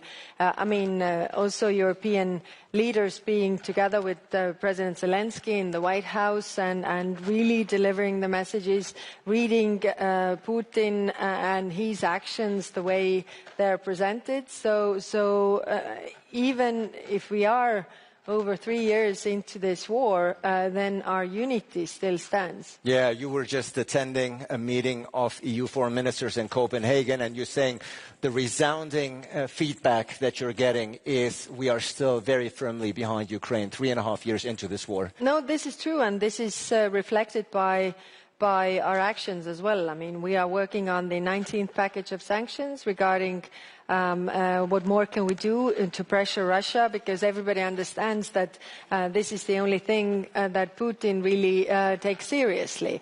Why he wanted to have this meeting in Alaska was to really postpone the sanctions threat that was coming from United States. So he really doesn't want the sanctions. And if we look the effects on Russian economy, we see that the sanctions really work. Yes, of course, we need to do more because the war is still going on, but the economy is not doing well. Yeah, interestingly enough, you say amongst the deciders, amongst the politicians, amongst the leaders, you don't detect a war fatigue, perhaps amongst the European public a bit. Interestingly enough, there's a very recent Golob poll, which you, I'm sure, are very familiar with, which states that 69% of Ukrainians want a negotiated end to the war as soon as possible, as opposed to 24% who want to continue fighting until victory. So war fatigue is not just a European issue. Clearly, it's also very relevant and pertinent amongst the Ukrainian public. I mean, this is, they are living under bombs every day. 3.5 years under bombs. You want this to stop. Recently I read a book by Erik Larson, The Splendid and the Vile. It's about Churchill and his family under the bombardment of Nazis and the London bombardment. And also the parallels that we have today with this is really, very much the parallels are there. And it is showing very well how people, of course, you can't sleep. your friends are getting killed, every family is affected, everything. I mean, of course you're tired, you want this war to stop. And of course Europeans want this war to stop as well. But what we want is that this is stopped for good, not that there's a pause so that Russia can gather itself and then move on a larger scale like we did or like we saw with the Minsk agreements and then the attacks that came later on. So that is what we want. And I didn't say that there is no fatigue amongst the leaders. There is still, I mean, they are all democratically elected leaders. And of course, democratically elected leaders are bound to the public's opinion as well and very much tied to what the public is feeling. Of course, they have to take the temperature at the end of the day of what the public wants. Interestingly enough, coinciding with these numbers I've just shared, there are diplomatic efforts now underway, very much led by Washington, very much led by the US President Donald Trump. How do you evaluate Donald Trump's diplomatic efforts up until now? Everybody welcomes the diplomatic efforts made by President Trump. It's just the problem is that Putin is mocking those attempts. Everybody else is welcoming because the Europeans want peace, Ukrainians want peace, and Americans want peace. Who doesn't want peace is Putin. So it takes at least two to want peace. It only takes one to want war. And as long as Russia still wants war, there's no peace. Yeah, it's very clear that US President Trump is not pursuing first and foremost ceasefire. Instead, he's trying to push Ukrainians to give up territories as part of a future peace deal. That's something you called a trap that we as Europeans should not fall into. What exactly did you mean? This is the classical Russian negotiation tactic. So, like pushing this, presenting demands, threats, using force for something that has never been yours. And by the way, in these negotiations, they are also demanding territories that they haven't even conquered militarily. So, like, we are making a compromise as we are settling for those territories that we have militarily conquered. So why is it a trap? It is because everybody is starting to talk about what Ukraine should give up. And saying, of course, it's up to Zelensky to decide what territories they are willing to give up. But then, you know, it really misses the point that Russia hasn't made any concessions, and they are the aggressor here. So they haven't made any concessions while everybody's talking about what Ukraine should give away, and that's a trap. Would you want the US president to be tougher on Vladimir Putin? If we would all be tougher on Putin, then this war would be over. But specifically the President of the United States, because at the end of the day, he is, whether we like it or not, he's currently leading those negotiations. He's pursuing his plan. Well, we have heard that President Trump is not a very patient man. He seems to be very patient with Putin, though.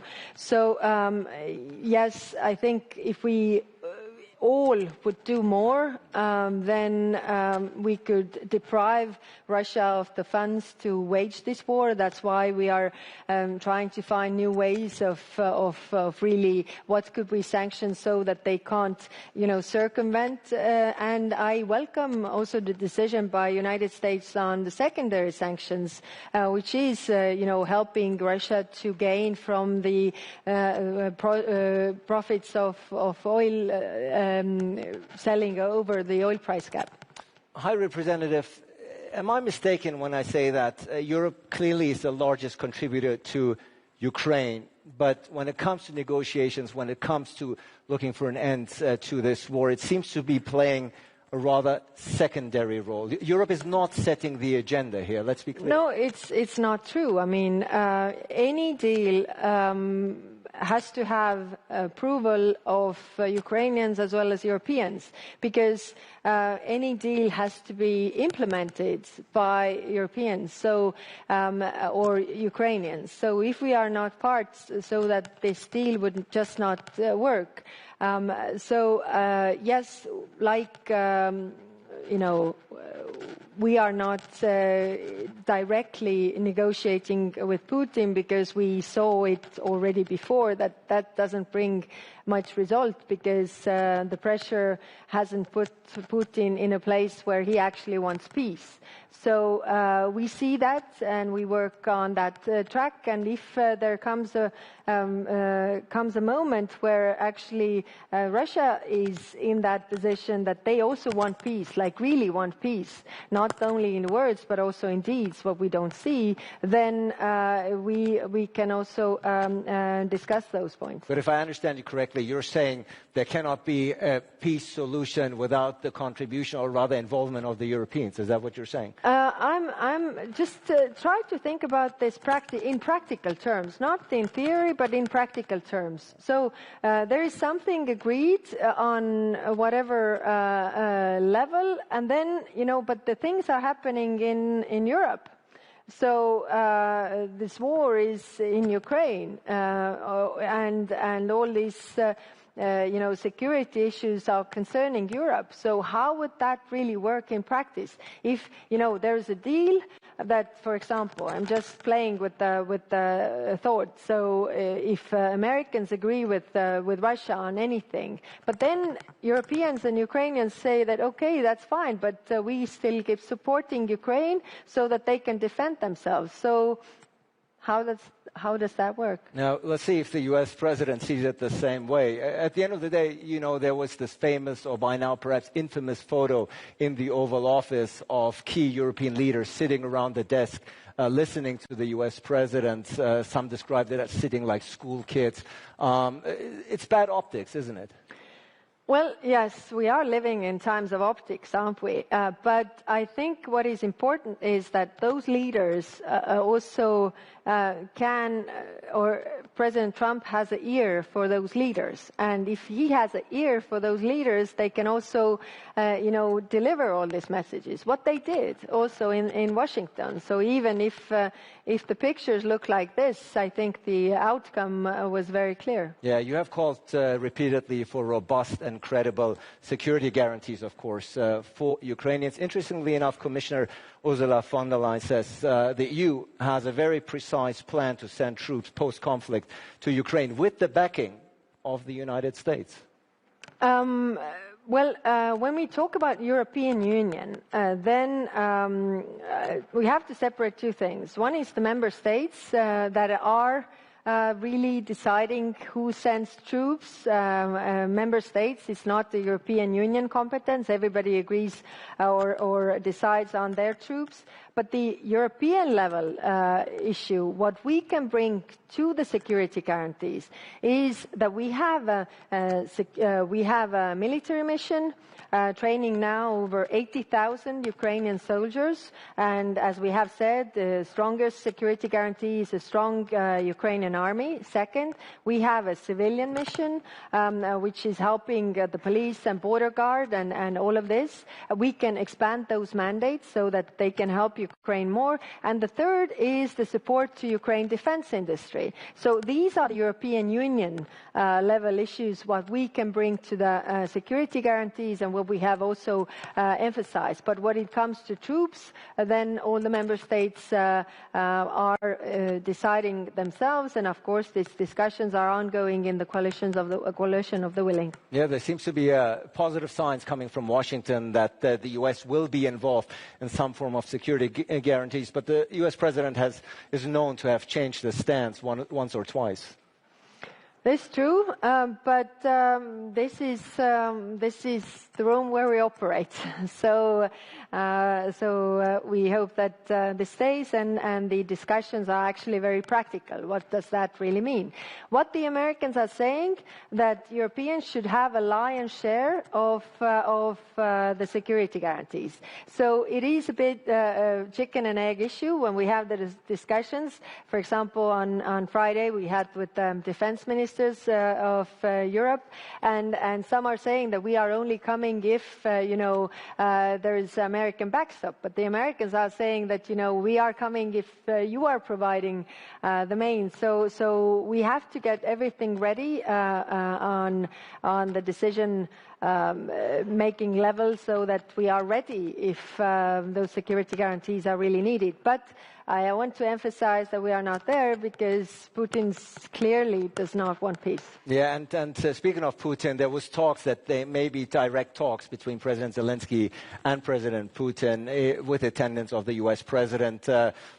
Those talks seem to be off for the time being. Rather unlikely, isn't it? Well, President Zelensky agreed to this already like seven or more months ago, but since then Putin is just playing games, so he's definitely just mocking the peace efforts. And that's why we don't also see practically any signs that they are preparing for peace. Rather, the opposite. They are preparing for more war.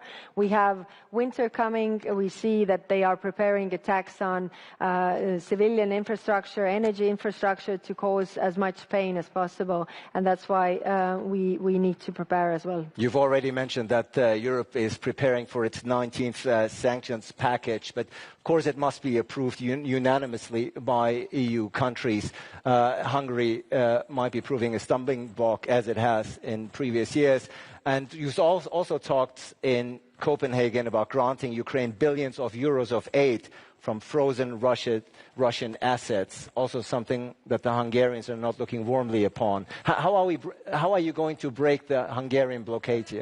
Well, first, we have 18 packages of sanctions where Hungarians are also on board, so we should not forget that. Of course, every time is hard. It's very hard discussions. It's getting harder all the time. I don't deny that.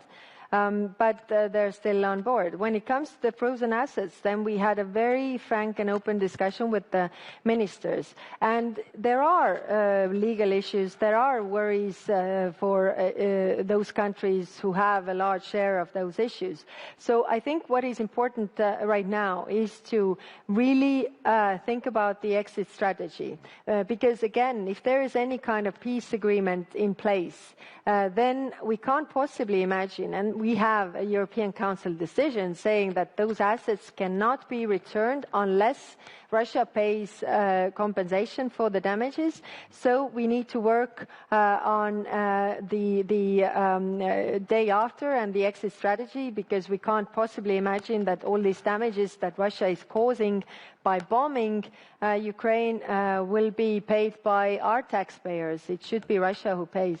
Moving forward and looking forward, High Representative, is there a clear EU position on what a politically acceptable end to the war in Ukraine looks like? Or are you essentially outsourcing this decision to Kiev and Washington? Well, Kiev is under attack. Europe is not. So it is up to them to say. And otherwise, we would be also in this position where we are actually talking for Ukraine. But I think in every war, we have to have a strategy, and that strategy has to be, really that Ukraine wins this war. Otherwise, you don't always win wars, but you never win them if you don't set victory as a goal. If U.S. President Donald Trump does get a peace deal, would you favor nominating him for the Nobel Peace Prize?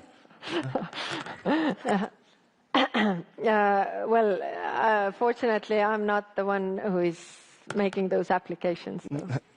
You can nominate. Everybody's free to nominate. I understand there are plenty of people who have done that already, so fine. Well, but from what I'm gathering, peace is still far away off from what I'm gathering from your remarks. Well, it's not only remarks. Look at the news. So the reality on the ground. The reality that Putin is not preparing for peace, but for more war. Yeah. Let's turn towards the Middle East, if we may, where the humanitarian situation in Gaza continues to deteriorate. By the way, we're going to have a very high-level panel on Ukraine later on, right after this, that takes a deep dive. But the EU was very quick, and you've pointed it out also here on stage. The EU was very quick and unified in condemning Russia's invasion of Ukraine. But there's some critics who say that the EU has not demonstrated the same unity or clarity in Gaza and accuses the EU of double standards. Is that an accusation? Is that a criticism that you perceived to be fair? Well, this is true that we haven't been united on the Middle East and on Gaza. This is, huge frustration that we have not been able. And why? Because we have 27 member states, and when it's regarding Ukraine, we have a common position, whereas regarding what is happening in the Middle East, we have countries, different reasons, some historical reasons, some other reasons, and I'm pushing all the time very hard, because I also feel that it's credibility of the European Union, that it's at stake, that we have to be, unified in this response. But what I don't agree is that we haven't been active. I think if you look globally, we are the most active on that file. We are constantly pressuring Israel. We are the biggest givers of humanitarian aid. We are the biggest supporters of Palestinian Authority. 1.6 billion euros we are giving to Palestinian Authority from 2025 to 27, so next 2 years. We are the ones keeping the two-state solution alive, and many member states are doing very good work on this. So there are positions where we are unified. First, immediate ceasefire and release of all hostages. Second, humanitarian aid must not be politicized, has to reach people. That's why we have worked on the humanitarian aid, understanding how many trucks could go in and how many border crossings open. And it is true that there is improvement, but I also agree that it's not enough. And it's super frustrating for me that we can't really deliver decisions here, really to react, because we don't have a common position. We even don't have a qualified majority on the proposals that we have made. And personally, of course, I'm hearing all these things. I mean, coming here, you also hear the protests and everything, this is not easy, because I share the frustration that we are doing as much as we can, but it's not enough, because this humanitarian catastrophe is still ongoing. So I continue to work with the member states to have a common position, but so far it has been no unified position here. Clearly no cohesive position on the part of the EU when it comes to Gaza and Israel. Do you feel, like some do, that the EU, because of its ambiguous stance here, has lost the moral credibility, that it has been damaged, that when you as a High Representative go to other countries and try to tell them about values, about human rights, that perhaps the EU position is no longer taken serious? No, this is not true. Usually when I go to these international fora, and I know this Gaza thing always comes up. So what I do before I go, I take out the numbers. For example, I was in ASEAN. So going to ASEAN, all the ASEAN members, and very big countries in terms of population, some richer, some less rich, but a lot of people at least there. So I know that this accusation comes. Yeah. So what I do, I take the numbers of the humanitarian aid, of the support for Palestinian Authority, and then compare them. And for example, when I say that humanitarian aid, we have been given over 500 million euros, 1.6 billion to Palestinian Authority to keep the Palestinian state alive and two-state solution, and ASEAN at the same time 40 million for the whole of ASEAN. So I always say this, that if you accuse us of double standards, you should also put your money where your mouth is, because we are really, really trying. And I'm not using this as an excuse. I'm not saying that we shouldn't do more. Yes, we should, because the situation is catastrophic. But it is just that we are also, I don't take this accusation that we are inactive, that we don't care, that we don't do anything. Yeah. Your predecessor, Josep Borrell, has accused, though, the EU institutions of inaction over Gaza, and he has accused Israel of committing genocide, your predecessor, Josep Borrell. Is that a terminology that you would subscribe to?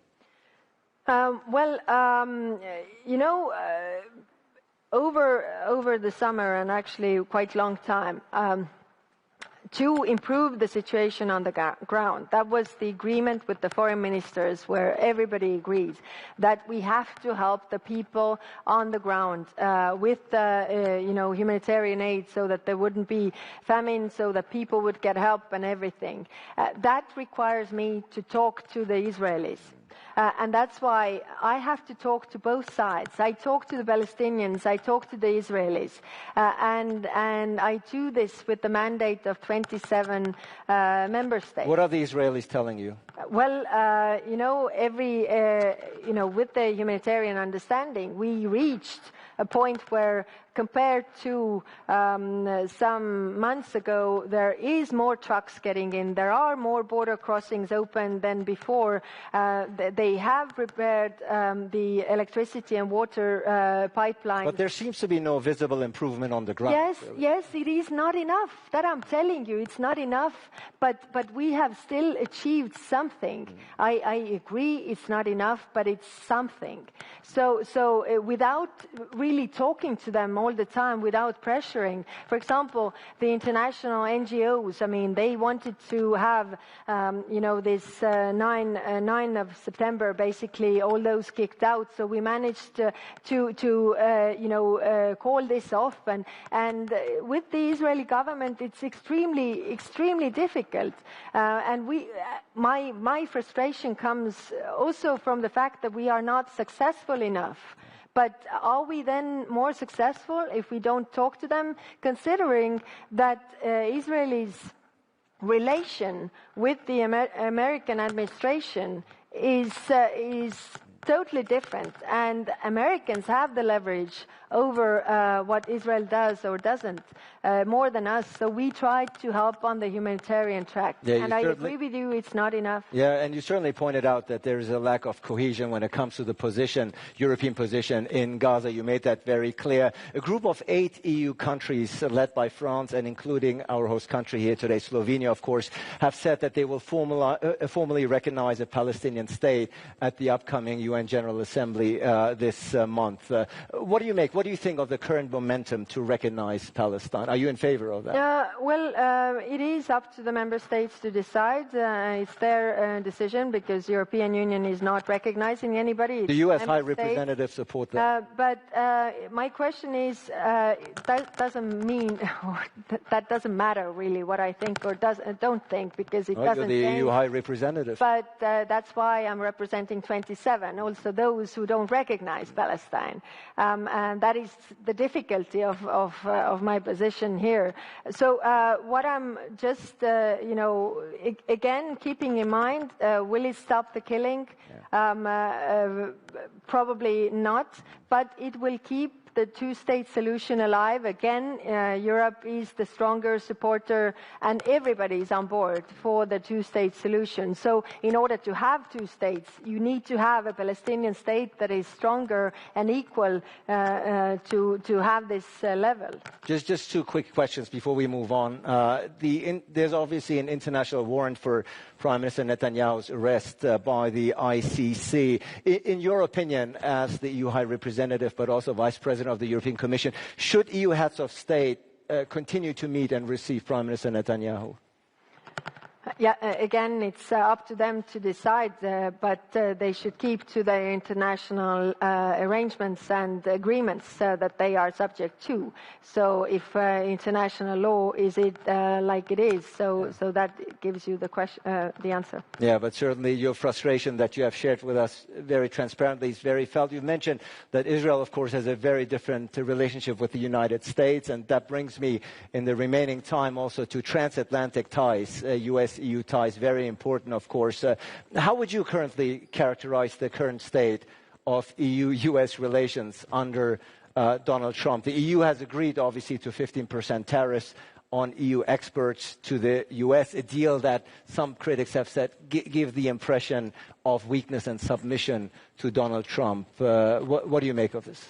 Well, United States is still our greatest ally in terms of, and also biggest trading partner. We have been very clear that we think that the trade wars, nobody benefits from the trade wars, really. We didn't want this, like all the rest of the Europe, not European, but also globally, the countries don't want the trade wars. I think eventually clients, customers, people will end up paying more. Which is not good. So definitely, our relationship with the Americans is in change because of the new administration. But we are still very strong allies. Have we always seen eye to eye in everything before? That's also not true. So what is important that we still stand for our interest as well. And Europe, of course, in this context, still very much heavily depends on NATO and the US for hard security, of course. So that's a almost indispensable relationship for the time being, at least until the EU actually figures out how to put the terminology of strategic autonomy into reality. Working on that. If you think about all the initiatives and really the boost and the additional funds that come into also boosting European defense industry so that we would be more independent. And there's a lot of work done. And by the way, again, the book that I referred previously, what was interesting was also how the Brits were building up or boosting their airplane industry during this time when they were bombing. So there was Lord Beaverbrook, who was Minister of Airplane Production. And really, and I was reading this and thinking that,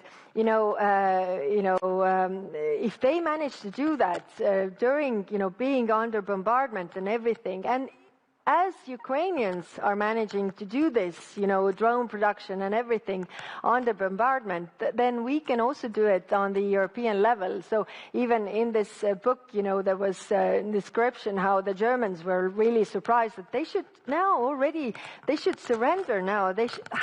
How come they still have airplanes and they should surrender? They didn't. I think, again, the parallel is when it comes to Ukraine is that, Russians are also quite surprised that they should already surrender, but they are not.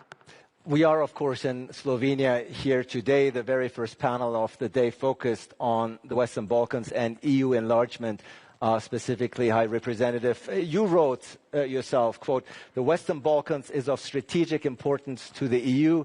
Enlargement to this region is our most significant geopolitical project, and it is also a personal priority for me." Yes.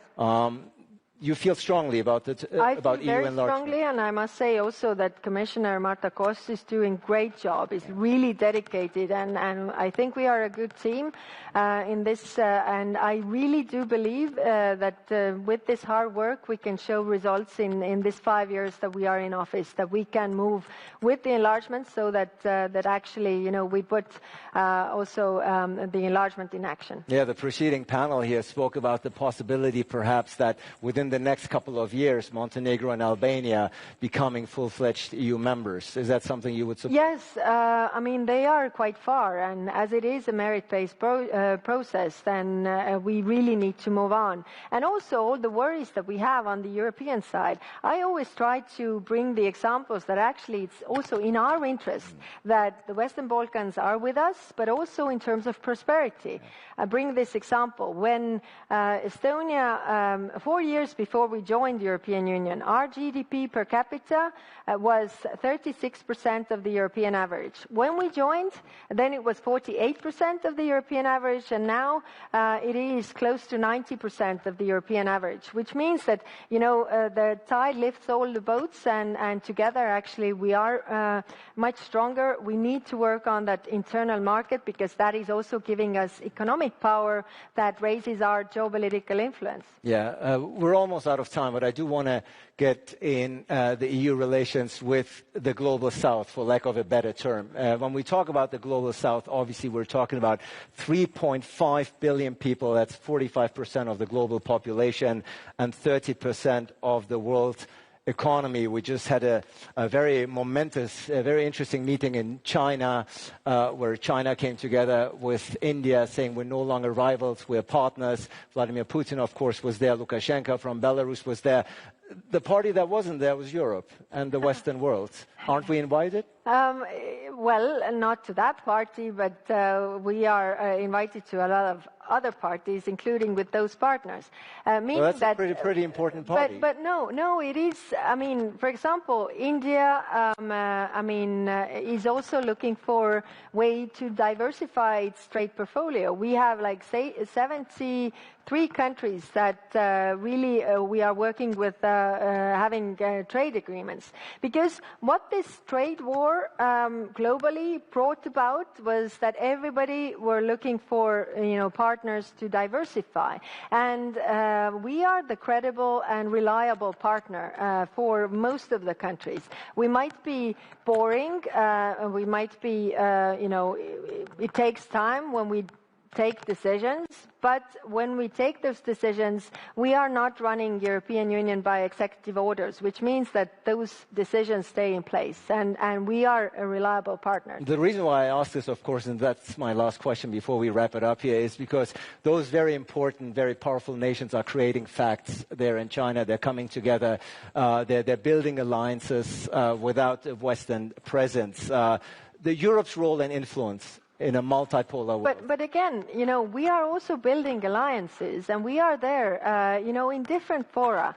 And I've said to the foreign ministers as well, European foreign ministers, that we need to be in all those big fora where actually we need to combat also the narratives that are against European Union. But we so often do not speak with a unified voice internationally. You said it yourself. On most of the issues we actually do speak on a unified voice, but some very big issues we don't have a unified voice. But that doesn't change the fact that actually we are a very big economic player, and countries are still want to engage with us. And also when it comes to security and defense, yes, we are not the traditional security provider, but still, again, the countries are interested in diversifying their portfolio with a partner like European Union that is trustworthy. So you're a firm believer that the EU is still capable of shaping the international order and not just being merely a bystander? Yes. Yeah, so very clear. High Representative and the Vice President of the European Commission, I thank you for this frank discussion. Let's hope on Ukraine, on Gaza, that better times are ahead. This is your applause. Much appreciated. Thank you. Thank you. I appreciate it.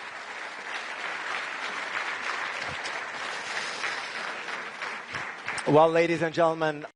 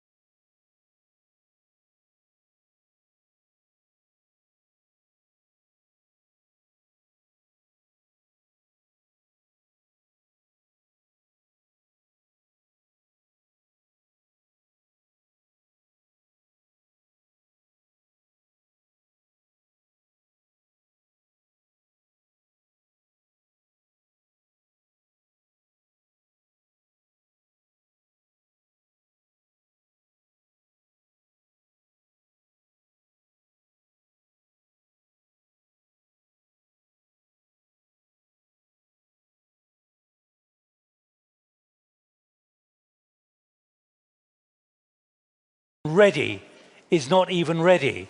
So I would put to you that we're now facing a big challenge, that there's talk of some kind of peace, but actually whatever vehicle is sitting in the garage, a prototype for peace, there isn't even a door, there isn't even a key to open the door at the moment, and that's what we want to try and define in these in the next hour before 5:30. So let me invite, we have 7 guests, all of whom have deep experience in Russia and also in Ukraine and also more broadly as well on issues.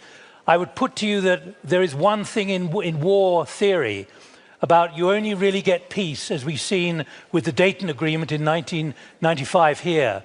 You only get peace when there's weariness among all the parties. And at the moment, I'd put to you, that is not the case.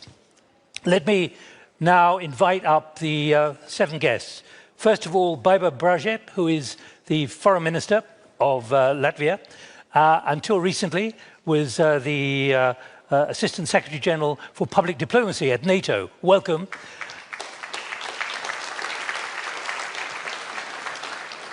And also a former ambassador to the United Kingdom. She remembers Brexit, but we're not talking about that. Secondly, Alexander Mishenko, welcome. He is the Deputy Minister of Foreign Affairs of Ukraine. And the reason why Alexander is coming up here now is because of the... Nice to see you. Is because of the challenge that he set out to me and his office set out to me before he left Kyiv. He said, what factors are holding back our collective efforts? This question, he says, requires frank discussion. And that's what we want to do for the next hour. Thirdly, Zeki Gumrukcu, who is the Turkish Deputy Foreign Minister, welcome. We want to find out from Turkey what kind of level of negotiation, what kind of level of contact is already underway. Is there any kind of framework for peace? Radmila Shekhinadze, welcome. Ex-Defense Minister of North Macedonia, but is now Deputy Secretary General of NATO. Welcome. Important here is that both the Deputy Secretary General and the Foreign Minister of Latvia were in Copenhagen last Friday. So that's insight as well to build on what the High Representative was talking about this big meeting which was taking place there. Rafael Grossi, who is the Director General of the International Atomic Energy Agency. Nice to see you again. We will need to hear the vulnerabilities that there are still right across the war zone and why some kind of peace deal or some kind of cessation of hostilities is so vital. Bill Browder, welcome, Bill.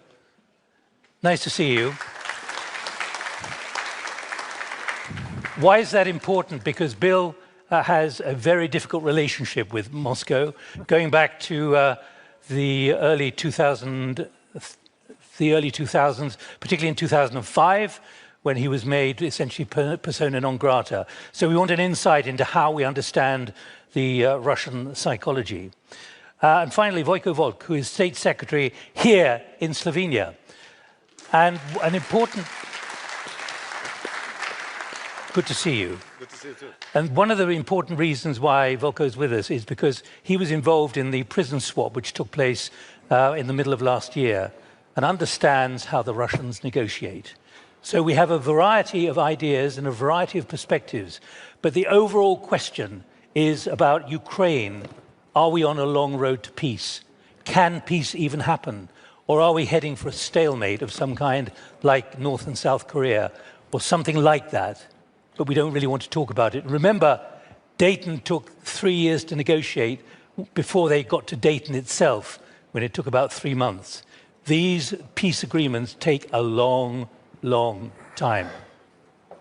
I'm going to be sitting here, but the reason I'm sitting here and with a swing chair is I want to bring others of you among the audience into the discussion after about half an hour. So think of what you want to raise based on what you hear from the platform. There are 4 microphones in the room. We've got to handle this pretty decisively to move the microphone around quite quickly. But please think of what you want to talk about, because we need your input as well. So welcome all 7 of you. Foreign Minister, first of all, let me come to you. What is your very clear impression about whether peace is even on the table? We heard from the High Representative what she said, and I repeat it again. We are not there or anywhere close to it. The peace has never been off the table for the very reason that everybody wants peace, except Russia. So it's actually about really making sure that we have the transatlantic unity, that we continue pressure on Russia, and we continue support to Ukraine's self-defense, and invest in ourselves, in our own security and defense, because Russia has been recognized as a long-term threat to Euro-Atlantic security and every country's security. But are we using the word peace too liberally on the assumption that somehow it will happen? Russia, I mean, when we look at Russia, because that is the problem. It's not Ukraine that is the problem. Russia is our problem and will remain our problem, because the indicators that we see in Russia, whether that's politics, economy, military, religion, private sector, media, and so on and so forth, is very much oriented towards war. There's nothing else that we are seeing. And for that purpose, and analyzing from that angle, quite clearly, Russia is and will remain the threat. So until that situation is changed, there will be some difficulties getting to peace. But saying that peace is off the table, no, I'm not saying that. And as we have seen from the past, things change. Alexander, let me come to you. As Deputy Minister of Foreign Affairs for Ukraine, and that challenge that you laid down, and your office laid down very clearly, we need a frank discussion about all of this. What factors are holding back our collective action and efforts? You know, my last position, I was ambassador in Latvia and spent 1 year of war in Latvia. And I remember in the beginning of war, great politician at that time, President of Latvia, Egil Levis, said that Putin, through this brutal aggression, shocked all of us. And now, time of all of us shocked Putin by unity. The main points of peace, of way to peace, is unity all of us. If we will demonstrate unity to support Ukraine and to demolish this dictatorship regime of Putin, we will bring and press Putin for peace. Without it, for Putin, it's not necessary any peace, any negotiation. It's normal life for Putin, war. In war, it's a good condition for him. But what is the frank discussion? Frank discussion, why we, through 3.5 years, taking account, combine our potential, we cannot defeat Putin yet. It totally, European Union, Ukrainian army, USA, totally we're over that Putin regime has possibility. But from my point of view, we have all of our partners support us. But speed of these supporters and readiness of supporters is different. And Putin use it and try to undermine us. For example, Latvia, before Putin attacks Ukraine, gave us Stinger. I know that the Stinger, it was, for us, it's very important in first day of war, when the sabotage group tried to capture Gostomel airport close to Kyiv, and after that to capture Kyiv. It was planned for Kyiv. Only 75 Stingers. Getting from Latvia, we save our capital. If we will give Ukraine what we have now, possibility, not considering that we have limited plan. For example, each country has their own plan of defense, and they preparing for aggression and take it, carry out, not give Ukraine because it's limited through their plan. But question is, what is the battle line in Ukraine? Is it Ukrainian front or front of whole European community? But let me keep pressing you. What is missing? What is the frankness which is missing at the moment, which you want to highlight? I want to spread information that if we will gather it all of our possibility, all of our efforts, and focus it for defeating Putin in the field of battle, we will win. Right, let me go to Turkey, because we need a reality check. There is a process which is underway intermittently in your country, contacts at least. Give us an update on how that is going and what you take away about whether there is any willingness to talk in language which could lead to peace when it comes to exchanges of prisoners and other things which are being negotiated in that process. What is the mood in the contacts there? Yeah. Of course, when we speak about Istanbul talks, there are two distinct processes. The first one was back in March 2022, right after the start of the war. And then, of course, recently, within the last 4 months or so. I'm going to speak more about the recent ones.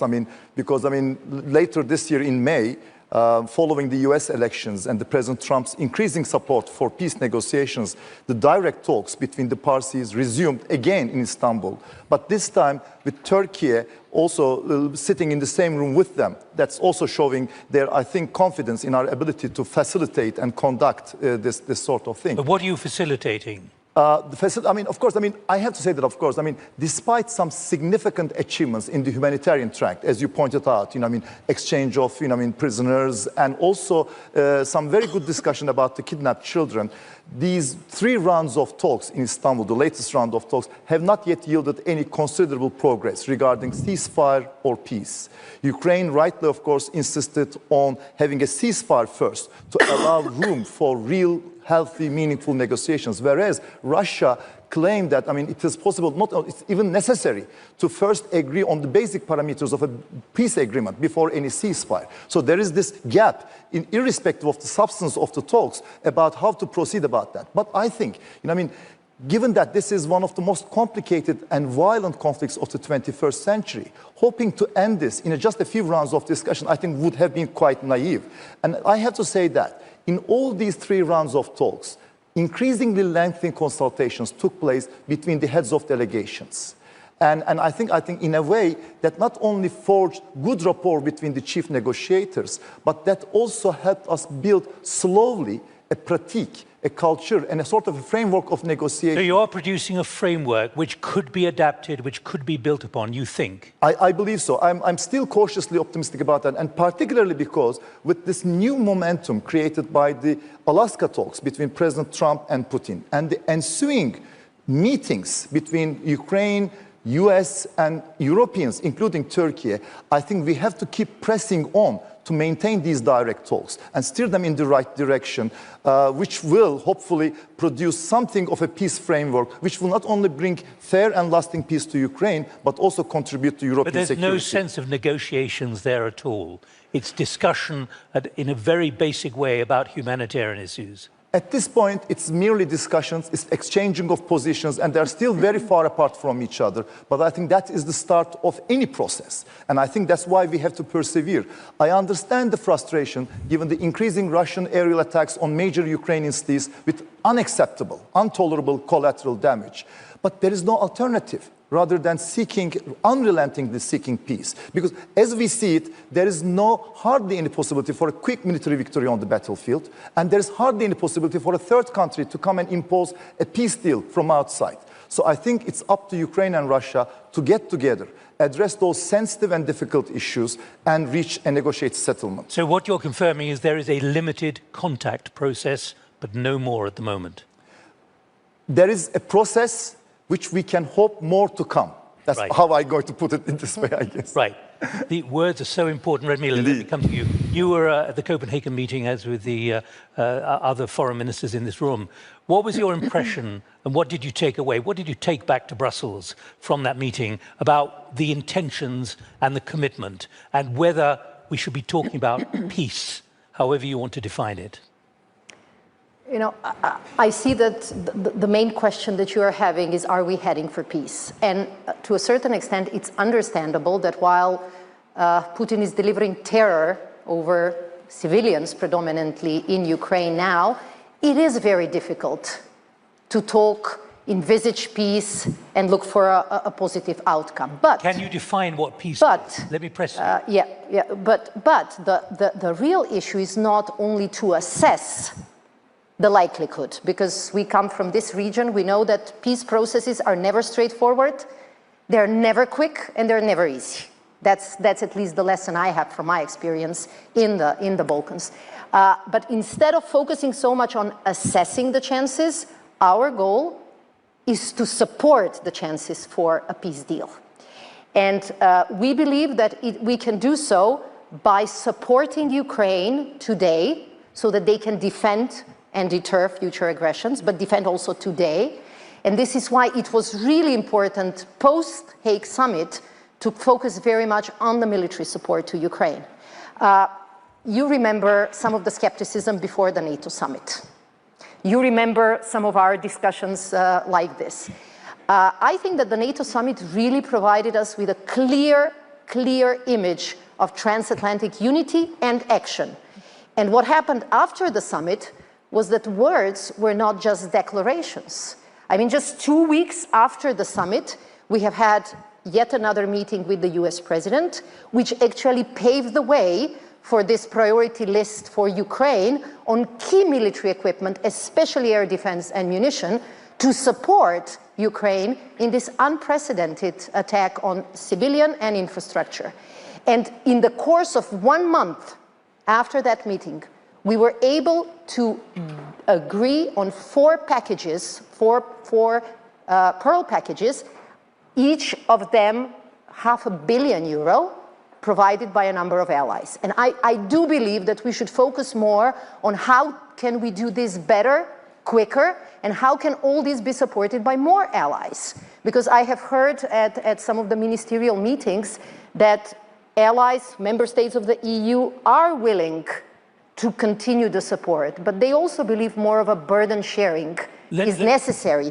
We need to support them with air defense, we need to support them with ammunition, we need to support Ukrainian drone industry with some additional funds. So it's all these things and the security guarantees that we should focus on rather than just waiting the chances. Because if we analyze too much but not really act upon some of our words, this is how we can leave but let us all be clear. Ukraine what role on the drive. Does NATO play? Essentially, you're involved in weaponry, artificial intelligence, you're involved in HUMINT, you're involved in SIGINT, you're involved in seeing where the threats are coming from. Your Secretary General was in Washington, he was in Kyiv last week, a few days ago. Does NATO see itself as an agent for peace? What I have said previously is a clear proof. The message we have sent in The Hague, the actions that the Secretary General undertook immediately after the Hague summit, the 2 visits to DC, the visit to Kyiv just before their Independence Day, this was meant to send a message not only to Kyiv, but to all allies and to our adversaries that we are supporting Ukraine. It will be a support through Pearl, because by doing this we are supporting Ukrainian armed forces. This is the first line of defense.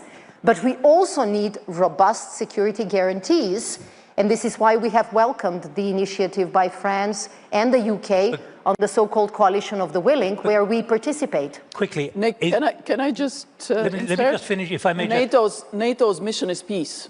That's the single most important KPI for NATO. That's what I'm trying to get us to understand. It is. NATO is a peace alliance. NATO is there for peace. You were Assistant Secretary General for Public Diplomacy. Yes, and that's, tell me where on NATO's territories there has been war since NATO was established in 1940. So what I think we need to understand... So that's what we want for Ukraine. What I'm trying to help us understand is the contours for negotiating peace, whether NATO has a role in that, as an agent, if you like, for negotiation or contacts or building behind the scenes. The role of NATO and the role of the Hague Summit was really to project and work on peace by projecting strength. And this was our key goal. Strength and unity was the goal of the summit, and this is what we delivered. But although, as we say, the alliance remains to be a defensive one, it is clear that without this strength, without the capability targets, without supporting Ukraine, this will be a paper tiger, you know? So the focus has to be to allow Ukraine to negotiate from a position of strength. We need to support them, and we need to, through the allies and the willing partners, to really support robust security guarantees, because peace needs to be sustainable. It cannot be a one-time decision. Why would you agree with that? After your time. Absolutely, and it's actually Ukraine that is a guarantee for peace in Europe once we are successful in stopping Russian aggression. Because Ukraine has the biggest army, it's the biggest country in Europe, and democratic, strong, peaceful Ukraine will be something that is guaranteeing security, not just for Ukraine, but the whole of Europe. So pretty straightforward. We have 3 other panelists, each with a specialty, which I need to focus on. Rafael Grossi, let me come to you next, about atomic energy, nuclear energy. What is your assessment of how close to the cliff of real danger we are with Zaporizhzhia, with Chernobyl, and so on? You're not talking to experts in the nuclear field here, but on the other hand, when they see APCs and others driving through contaminated land at Chernobyl near that sarcophagus, which has been put up and a vast amount of money spent on it to make sure there was no leakage. Are we in danger of being overdramatic about understanding? No, you're not being overdramatic, Nick. It's good to see you, good to be here. 3 years ago, exactly 3 years ago, on this day, 1st of September, it was. And we crossed the front line. I was there with our experts to set up something unique that never happened before, which is an independent mission of the IAEA in an occupied territory, which is still today deployed in Zaporizhia. And what they have been doing, and we keep our fingers crossed because peace has not been achieved, and we are still in the process that you are all describing, how difficult it is. But this thing, the biggest nuclear power plant in Europe, 6 gigawatts of installed capacity, you can imagine thousands of nuclear material there, had been shelled, has been subject to attacks of different kinds. And thanks to the fact that we have an independent presence from the international community there, we have been able to address a number of issues that so far have prevented a nuclear accident from adding to the misery of what has been happening there. Of course, it's not the only thing. And you rightly mentioned Chernobyl.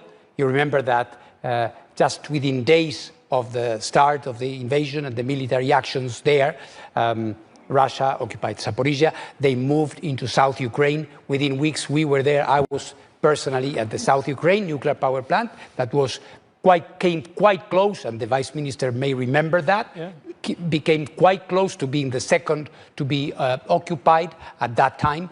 And of course, Chernobyl, which they subsequently left. But the dangers did not stop there. As you are mentioning, in February this year, a number of attacks on the sarcophagus, on the new safety containment, have compromised this, of course, indispensable factor for security and for nuclear security and safety in the whole of Europe. We are not there yet. We continue our presence there.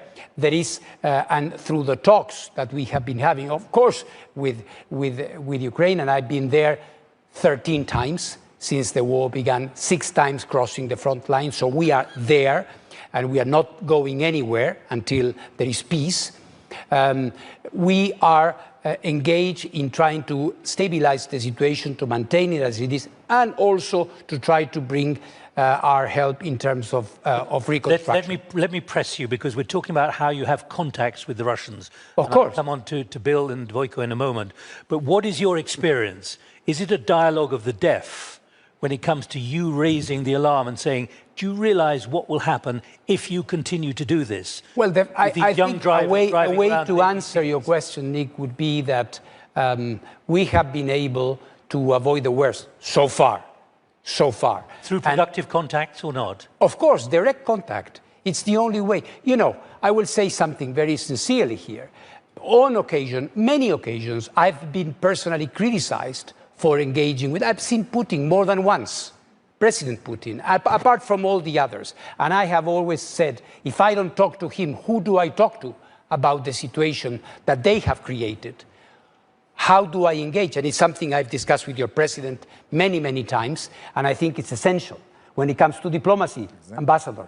This is our job, to reach out, not only to present a position. There are many people who are, of course, doing this and expressing very vocally the sentiments that I think are widely shared.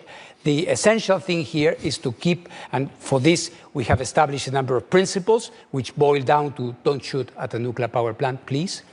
They have a more technical formulation, but we have been able to implement this by and large. Of course, it's a day-to-day effort, and hardly a day passes without an attack or a drone incursion or a blackout that leaves the station without external power supply. Do you have a level of confidence building or not? Do you have a level of confidence with the... We have a level of dialogue and we are there. Confidence building, you know, at times of war is very, very difficult to establish. What you need to have is a presence, because another very, very important thing is that by being there, we have been able to avoid fake news, we have been able to avoid false narratives that could be emerging from this situation, because we are there. Every time there is something happening, our experts have the ability to go, to check, to talk to people. And even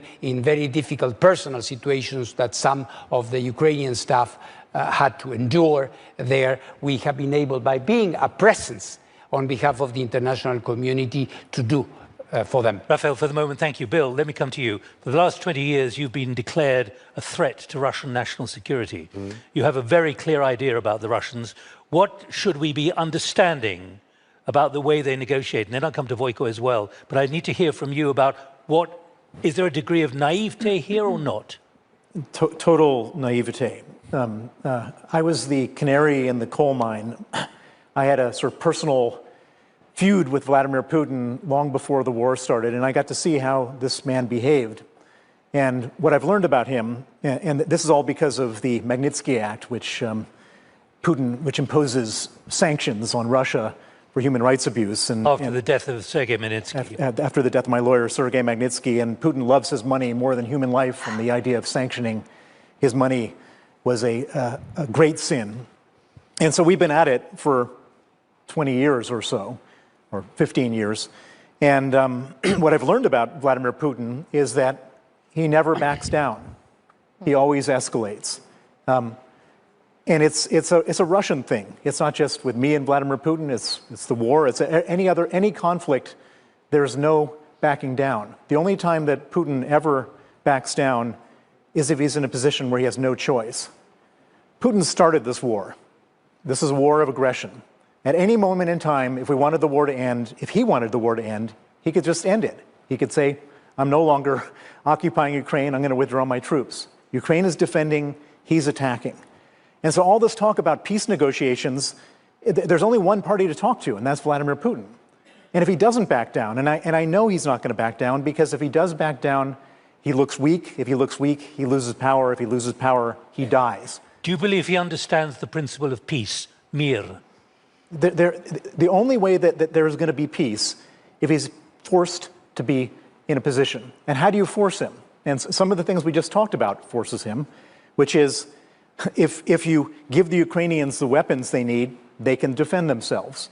There's another thing which we can do, which is we can deprive Putin of money.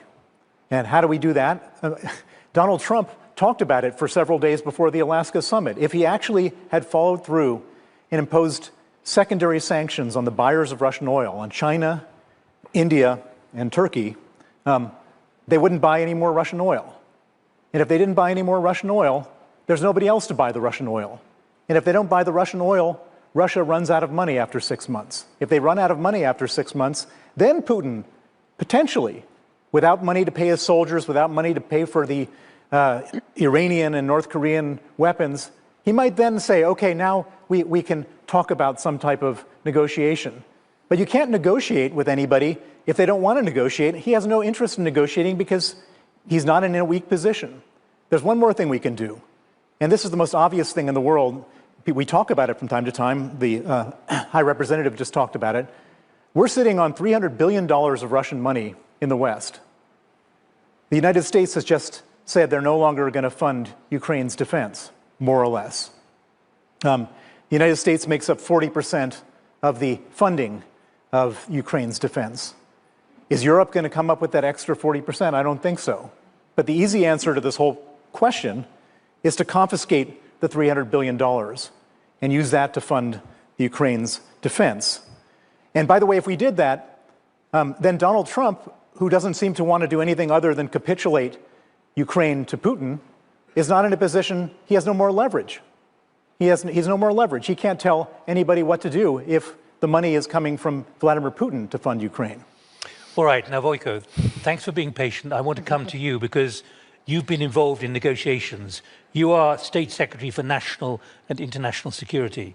And there was a remarkable spy swap which took place a year ago after you arrested two Russian agents, sleepers, in 2022, correct me if I'm wrong. And you and others of your colleagues were involved in incredibly secret discussions which involved several Russian agents in other parts of the world. Help us understand what it is like to deal with them and what you were trying to work out and how you were trying to be bluffed and who you were dealing with, and therefore how effective negotiation can technically be with the Russians. Well, thank you. Well, luckily, there is a book out already. So, called The Swap. yeah, so it's called But Swap. not everyone can read it in 10 minutes. It's stressful. It was stressful, and like Bill said, I mean, they put on the table everything they wanted, and we had to put on the table everything we had. Which included an assassin in Germany. And that assassin was the hardest part, but we had to put it in the deal because otherwise there wouldn't be a swap. Swap for innocent people.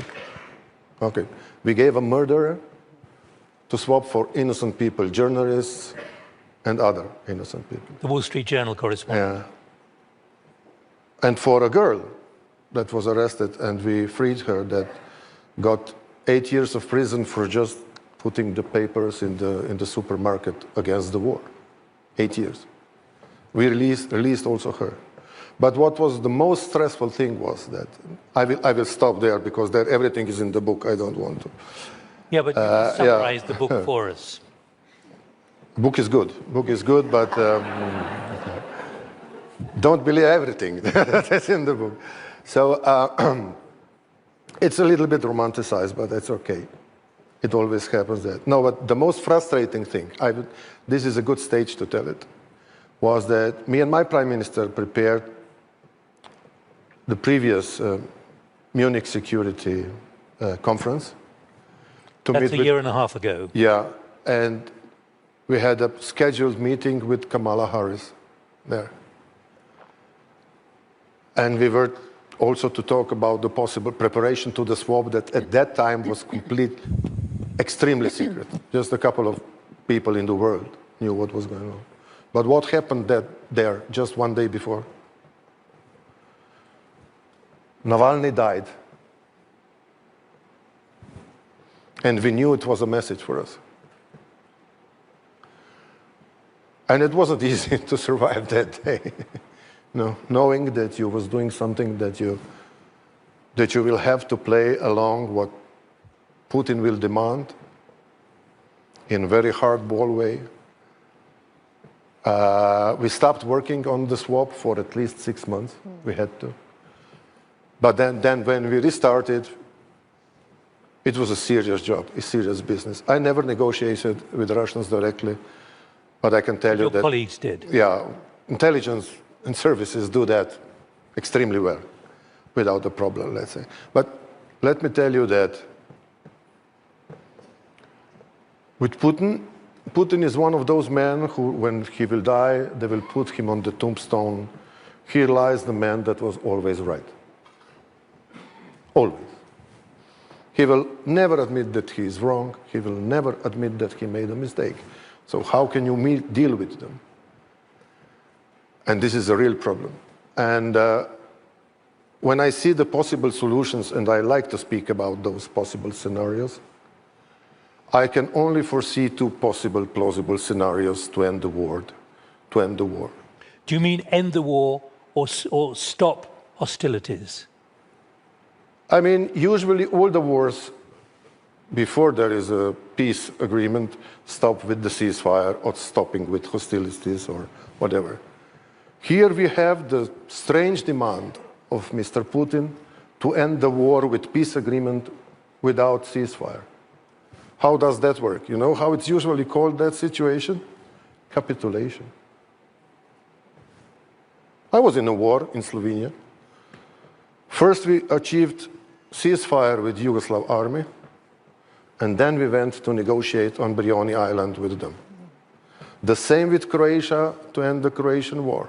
And when the Croatian war stopped, there was still part of Croatia, Posavina, that was 10 years under the protectorate of United Nations. So what we were trying to do with Putin was to have a ceasefire, to stop the killings on the ground, and to continue the war with diplomatic means instead of arms. So here are two possible scenarios with Mr. Putin. One is Finnish scenario, I call it, because one of the reasons Mr. Stubb was there in Washington was also the story of his country, who was attacked by a Red Army in '39. It was called Winter War. Finns bravely fought the Russian army. They stopped them, but the war ended with the cession of the territory from the Finnish part and the guarantees for their sovereignty on the other side. Then they were neutral, and today they are a member of NATO. But this is the scenario when Ukraine goes along and when Ukraine decides on whether this scenario can happen. The second scenario is Korean. Stalemate. Stalemate, Korean stalemate. The war continues technically. Hard freezing the front line and put the boots on the ground, because sometimes we are too reluctant even to speak about possible boots on the ground, while North Koreans have no trouble to put... But you're talking about the continuation of a state of war. No, I'm talking about, there was, as you remember, there was stop of hostilities.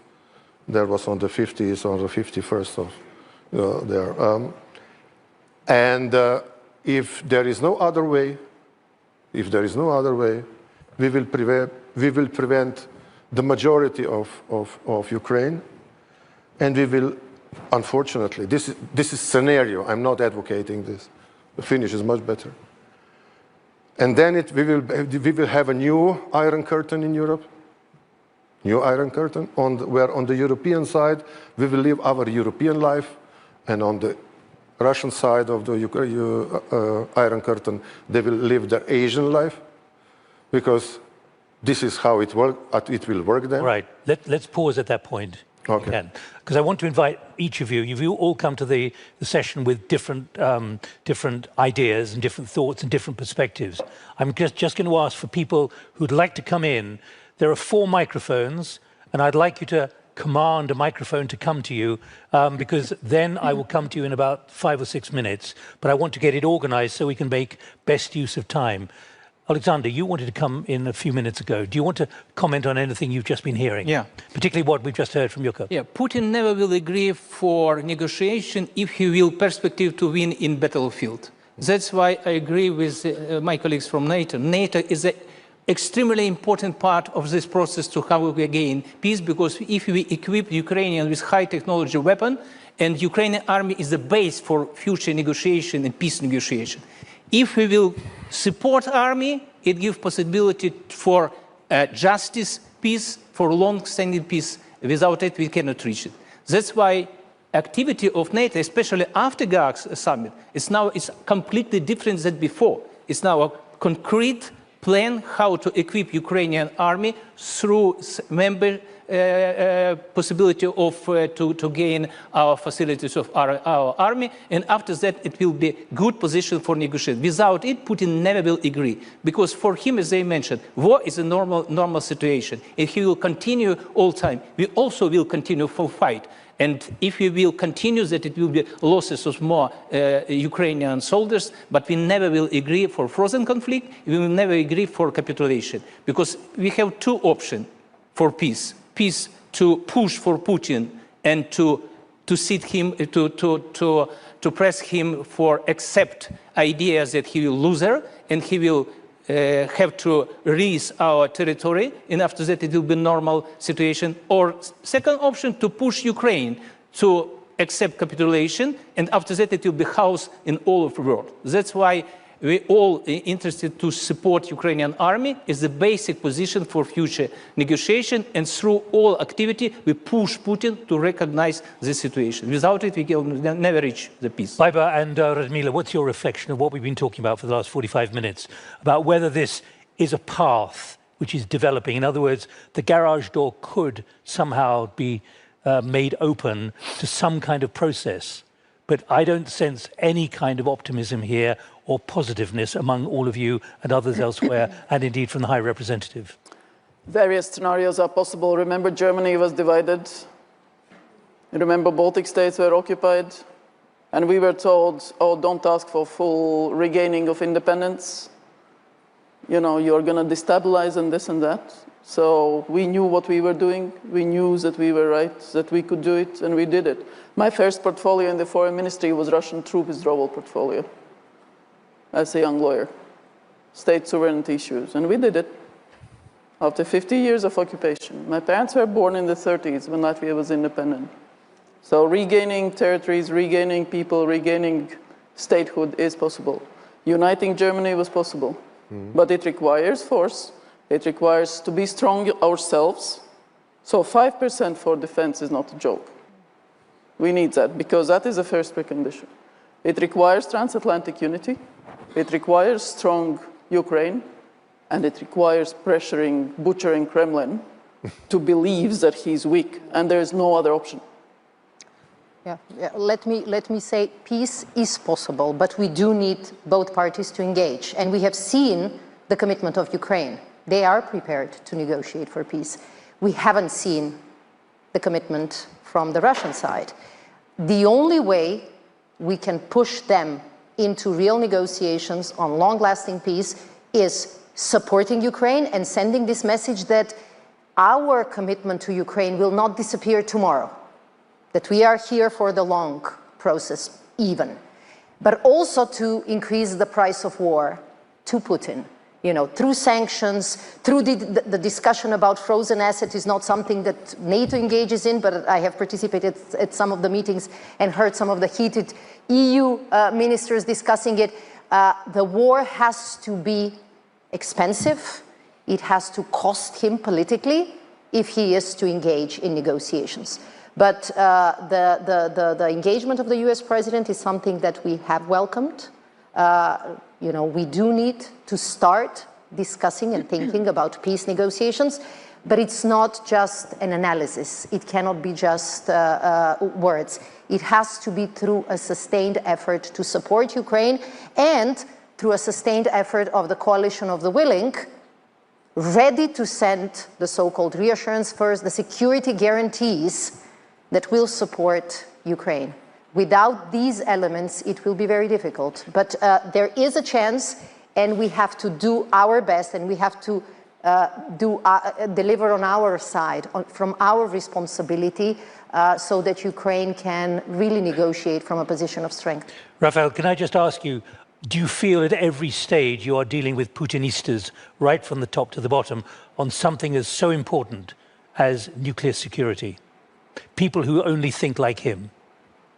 Well, I think they do understand. We should not forget that Ukraine and Russia are nuclear countries, are countries that have vast nuclear infrastructure. For Ukraine, is a lifeline, really. Without the 9 remaining nuclear reactors, the whole country would have collapsed. And I think the way in which the energy infrastructure has been kept in very difficult circumstances has been really heroic. I think, but engagement is necessary from our technical point of view, because it is obvious that without that, the possibility of reconstruction would be impossible. Now we are working also on reconstruction. We were just in Rome a few weeks ago, and the IAEA is supporting Rivne, Melnitsky, South Ukraine, and at Khmelnytsky, the construction of two new units that are going to be built to ensure the reconstruction. And it's very important that we have these dialogues, for example, with the regulators, where you can, Russian regulators, for example, nuclear regulators, when you can expose the kind of things, the kinds of issues that are perhaps too technical or boring or discussing here, but which are being fleshed out and discussed with them in terms of the consequences of certain things happening. Thank you very much. Right, who's got the microphone? Yulia from Ukraine, I think. Please, and also Nicola from North Macedonia, I was told about. A quick intervention, please, from you. Yes. So as you mentioned, I'm from Ukraine, and no one wants peace just peace more than Ukrainians. But I want to move our discussion even farther. What after peace? What after peace agreement, no matter how, it matters how it will look like, of course.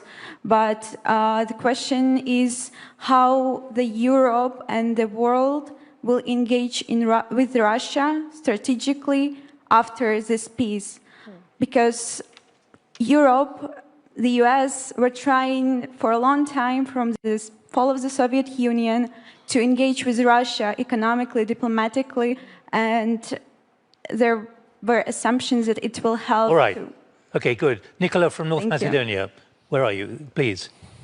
Thank you. So it is a long road to peace, and we've discussed this, but on that road, there is a second question that follows, I think, every single one of us, and that is the ancient norm, which is inscribed in Article 4, in Article 2, Paragraph 4 of the UN Charter, the prohibition of the use of force. And my question to the panel is, how do we, on this road, also revive the values and the norms of international law, and especially the ancient norm of the prohibition of the use of force? Thank you. You're raising what the Deputy Prime Minister and also the President raised very explicitly this morning. One more. Have you got a microphone? Who else has got a microphone? Get a microphone, please, over there, please. Thank you.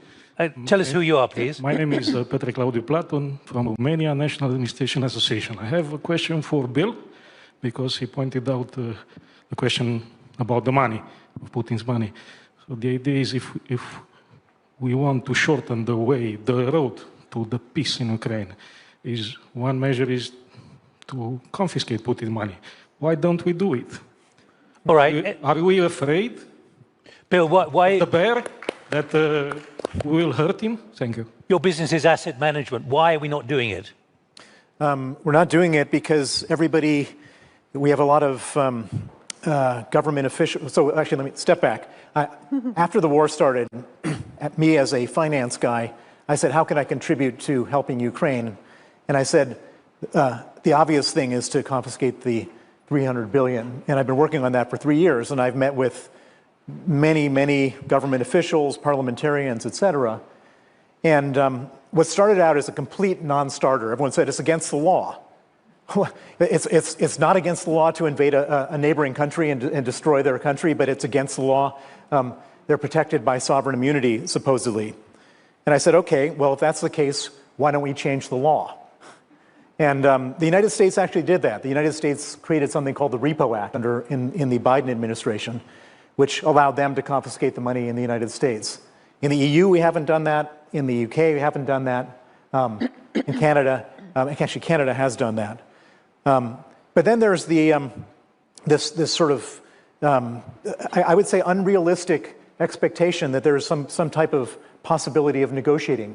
We're up here talking about negotiating peace. We can't negotiate peace with a guy who's absolutely dead set on war. Putin has not altered his expectations 1 centimeter from the very beginning. He doesn't want peace. And so if you go around the European Commission, they're all saying, well, you know, we need to hold this back for discussions about the reparations at the end of the war. There's not going to be reparations of a country if Russia takes the country. Mm-hmm. And so, having said that, since I started this whole thing, we've moved quite a bit, and everybody has agreed. Okay, it's not legal to take the money, but we can take the interest on the money, which is no more legal or less legal than taking the money. And so we're eventually going to get to the point where the question is going to emerge in all these countries, in the European Union, in the UK, do we want the taxpayers to pay or do we want Putin to pay? And once it becomes that question, that's a political question, that's not a bureaucratic question, then it will be resolved and the money will be taken. Thank you. Okay, does anyone want to come in on this, on money? Please. We have Magnitsky Law, thanks to Bill. And it's also valid in European Union countries. And no, I wanted to say that, if I can, the question about how will relations between Europe and Russia look after the war, Well, that's the question I'm trying. Can you envisage that? Yeah, and this is my provocation, basically, about Korean scenario, because Russian generations, Russian young people should think about what will happen to them if this war freezes on the present front line. Because God bless to multilateralism, but I only see in the world now two superpowers. One is outspoken, which is United States, and the other is pretty introverted or hideous, which is China.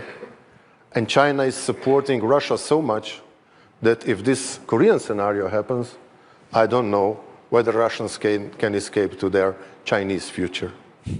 In terms, yeah. So they will have to decide to finish this war in a manner that will give prospect to young Russians or to Russia to become European or Asian European state again, or will it for a long time be separated from Europe and be connected to Asia? Let me just can we just pick up the two thoughts from Julia and Nicola. Do you want to come in, Alexander? Yeah. We've got 11 minutes to run, so I'd like quick answers. Very shortly answer. Impunity and impeachment create possibility for next war. That's what we need to create situation for punishment all regime of Putin. It will be end of war. Without it, it will be create new possibility for new war. That's why establishing a criminal tribunal is very important things. We need to bring all people headed by Putin to this tribunal. First of all, now it will prevent us, for all of us, not only Ukraine. It's case concerning all of us. That's why I'm absolutely sure that our peace agreement will be creates possibility to bring them for punishment. That's my answer. Radmila. Fully agree with what Alexander said. What happens and what will happen to Ukraine will echo, and that will affect how aggressive leaders, how aggressive prime ministers and president consider a next territorial integrity challenge. So it is a test, not only for Ukraine, it is a test for Europe and for us. But on the issue of how do we define our policies vis-à-vis Russia in the future, I think what has happened, at least in NATO, and I think what happens in EU shows this as well, is that even if the war in Ukraine finishes tomorrow, nobody expects that we will go back business as usual pre-2020 or pre-2014, because the confidence has been lost, and all the people or politicians who were preaching different narratives were utterly proven wrong.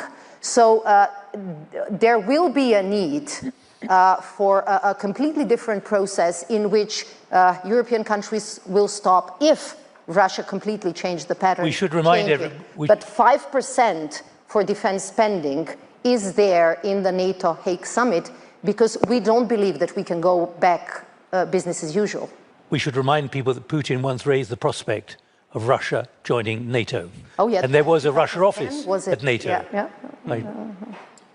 Quick answer on both. One on process with Russia. As Radmila says, there is no expectation Russia going back to some type of peaceful country. That's why NATO's defense plans are planned against Russian capabilities. That's why specific 5%, that's why 3.5% for hard defense, because that's the capability targets and the actual stuff that we need as allies to make sure that nothing happens to ourselves.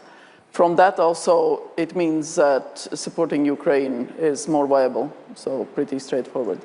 And then on international law and what it means, you know, in a wider sort of trust in international system. Remember, Ukraine, the first things that Ukraine did was actually on the basis of Article 2 to turn to the UN Security Council and request Security Council to take action on the violations that Russia was doing.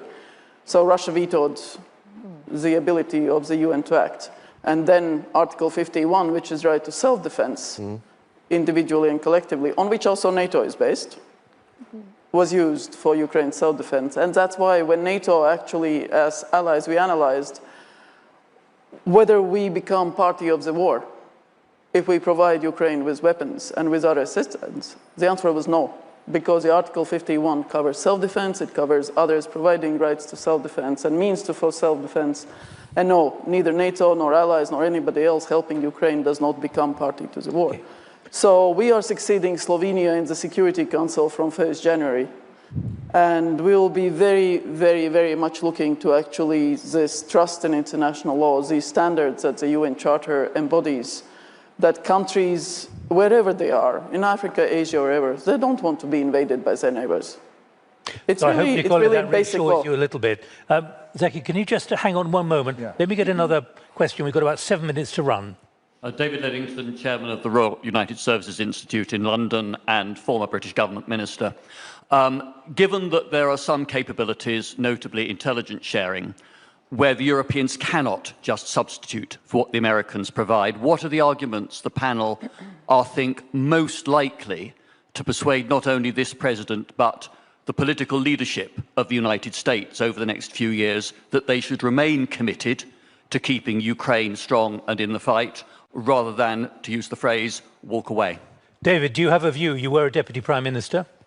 My view is that your starting point has to be that the Europeans need to show that they are taking a bigger share now, but I think my view is that the tactic of being frank, sort of deferential to President Trump is probably the right one, however humiliating it may be at the moment. But I hope that whether it's Starmer or Macron or Merz or anybody else are privately really dedicating themselves to make us less dependent on the US for help for Ukraine insofar as we can do that. But some of this will take 10 years. All right, the diplomacy of flattery. Who else would like to... Can I just check if anyone else has a microphone? Where? Okay, I'll come to you in a moment. Good, please. Sir. On the intel, just a quick add-on to what David was saying is actually that it's a mutual action. There's so much that the Five Eyes get from the other partners actually without knowing that is coming from others. And the sort of fusion of all that intel knowledge, the understanding of that intel knowledge, what Ukrainians are doing but also using, there is a lot of joint sort of benefit that is being drawn, and I'm not even saying what the relationship is with Turkey and others for the situation in the Middle East and so on and so forth. So it's, you cannot take one letter out of the wider equation on the joint intel work, because security interests and threats are not just in one. Just one sentence. This is one of the reasons. There are several reasons why on the security guarantees the discussions are ongoing, including a US involvement. And we do believe that these robust security guarantees are the right message to Ukraine, the right support to Ukraine, but also a right message to Moscow. Thank you. One question here, because I realize you have to leave in about 4 minutes to get a plane. I am a Ukrainian refugee, and my question, in my opinion, is this main important section in Bled conference now, because if Ukraine fall, didn't exist any option for optimistic European future. This is real. Just now, like 1939, and we are, in my opinion, a lot of countries, a lot of politics did understand this, playing the political game. Or I live in Slovenia from where it started. For example, in Slovenia, very strong Russian propaganda. And I listen to this politics second year. Every year, support young Russian, good Russian. And I'm not my question, why? Why politicians didn't understand serious of situation? All right, in the limited time we've got available, let me put that to the politicians. You don't fully understand the enormity of what is happening. Not only Slovenia, it exists brave country and we've got the message. Yeah, please. I can answer you by Ukrainian or by English. Yeah, it's not so right, because You know, all countries support us. You can compare the first stage of war. Putin occupied huge territory of Ukraine. You can compare to last year. It's a smaller part, absolutely minimum. It means that through support of international community, we upgrade facilities of our army, we can reject attack of Putin. That means that politicians understand. Yeah, as I mentioned before, it's a different speed of understanding, different readiness to support. Somebody immediately give us assistance, but somebody postpone, etc. But nevertheless, it's normal way, because you're going to bring all together. It's a difficult task, but nevertheless, 3.5 years we stand, we fight, and we will win. Yeah. Thank you for these words. I mean, here are the people who are convinced.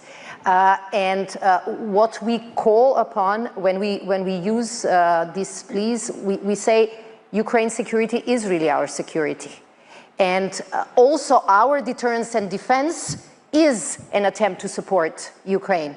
But this is why I will use your question again to plea all allies and member states present here, please find a way in these crucial times, while the attacks in Ukraine are harshest and very much civilian-oriented, we have to pull our weight and we have to help them. Is it through Pearl, through direct assistance to drone industry in Ukraine, or in any other way, bilateral, multilateral? It doesn't matter. It is important that this life-saving ammunition and air defense reaches Ukraine, and this is how we help them. Zuki, final thought, and then one more intervention, then I have to wrap it up. Yes, I mean, I just wanted to come in the previous round to somewhat challenge the assumption that Russia is not interested in peace because it is not in a weak position.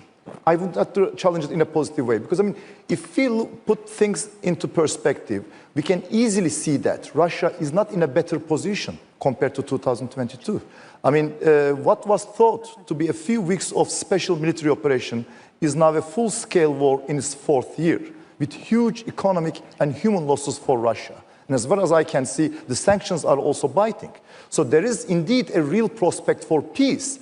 But I mean, it's all about how we can induce or compel the parties to come to the table. And as to what we can do, Europeans and the US, in that, I think we have a significant role to play with the necessary sticks and carrots. And among them, of course, most important of which is the continued support to Ukraine in terms of defensive capabilities so that they can hold their lines and defend their country, but also about the short and long-term security guarantees that will have to be provided to Ukraine for the aftermath of any peace deal or ceasefire. And I think in that regard, do not really overlook at it. The capability of the willing countries set up by the Europeans at the beginning of this year has already drafted some detailed military plans for that purpose. And in response to the question that is provided by the gentleman behind, the US administration recent decision to support and contribute to these plans is, I believe, an extremely significant step, which I hope might make it easier for both parties to take those hard and bold steps that can pave the way for a final, fair and lasting peace. Thank you, Zuki. Yeah. Bye. Just a final word. I can't imagine Turkey recognizing the north of the Black Sea as Russian. I really cannot imagine. We have always said that, I mean, our firm support to territorial integrity and sovereignty of Ukraine is steadfast. That will never change at all. And we repeatedly condemned Russia's invasion and annexation of Ukrainian territories, and we said we will never recognize that from the very outset in 2014. But also that shows the wider scope, how much unity there is, not only in NATO or in the EU, but around the world. I have heard those same sentences from the others in the Middle East, in Africa, in Asia, and so on and so forth. Because at the end, we are in it together. There is a basic rule that we need to observe. And the fact is that as far as NATO allies or Ukraine or others is concerned, Ukraine was fighting the war before 2014. It was a sub-conventional war because Russian warfare doctrine is one. It's not only conventional war, it's a lot of sub-conventional. Because they are trying to get their objectives, and that's the cheapest way how to get it, to get influence, to get control, through other means. Economy, propaganda, corruption, cyber, hack and leak, and that is what will continue. So the answer is that we have to recognize there's a Russian warfare doctrine that is turned towards us, against us. And maintaining that ability to make our own decisions is crucially important. Well, look, thank you all. Radmila had to leave because there's a plane at, in an hour from now, and we can't stop the plane. Alexander, I hope we've been frank enough to justify the discussion that you wanted. That you're not going to go back to Kiev saying, actually, they bottled out when it came to these very, very difficult questions. But I'm not convinced that peace is anywhere close at hand at the moment, judging by what, and we have a shaking head there. But we believe so we've tried to illuminate it. When this was decided to have as a panel, no one could have known that there would be anchorage, and then there would be the extraordinary events in the White House 2 weeks ago. And as far as I'm concerned, or I know from my iPhone, nothing has been announced today of a meeting between Putin and Zelensky. So where are we? Well, the day is yet to be finished. But the 2-week deadline is still ticking. Thank you all very much indeed. A lot of a great variety of perspectives, which I've tried to knit together. Thank you for your contributions from the floor.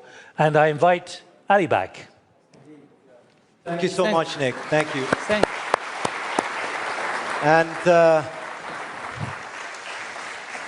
thank you, everyone, indeed. Long road to peace. Thank you, Nick, as always, a stellar job. Thank you to our distinguished panelists for this very insightful debate. If I can ask the gentleman to slowly vacate the stage, because we actually have one more important item here left on stage. I'm going to wait just 5 more seconds. Merhabalar, nasılsınız?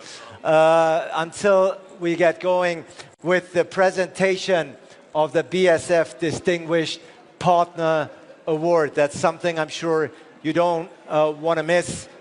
Just waiting a couple more seconds until the gentlemen clear the stage. Great to have you with us.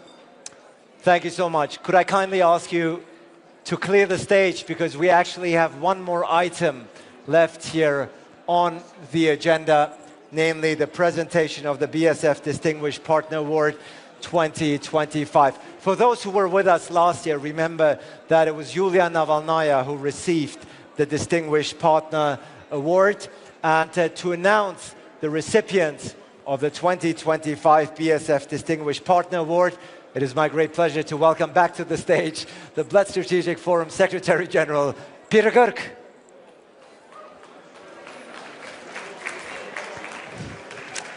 Floor is yours, Peter. Thank you very much, Ali. Since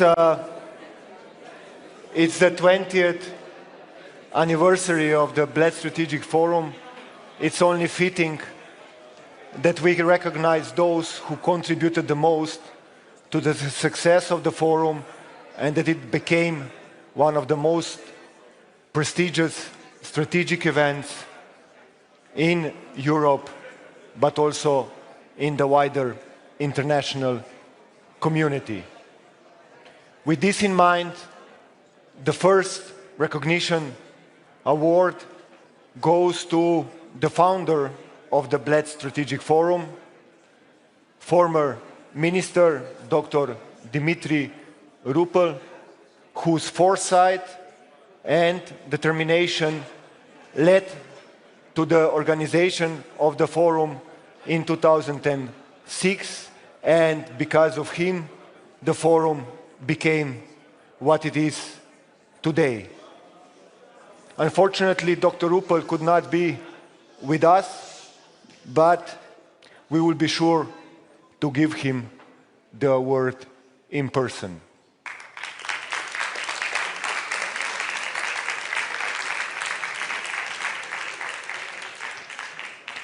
Next award is for those who preceded me and who worked with the passion, courage, and dedication in order to make this event happen from year to year. We are going to honor and recognize the work of the former Secretary Generals who have been bold enough to take this function and make it what it was or what it is today. Before I call them to the floor, I would like to invite the Minister of Foreign Affairs of Slovenia, Ms. Tanja Fajon, to come to present the awards.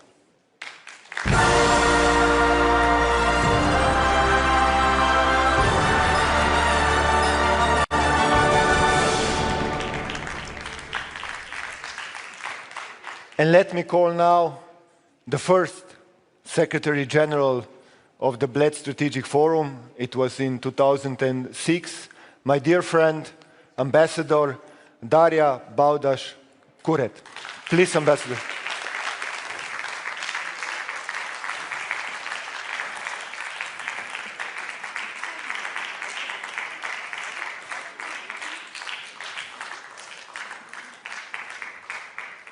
Next one, I would like to call Ambassador Melita Gabric, who ran the forum, I think it was in 2009. State Secretary, please.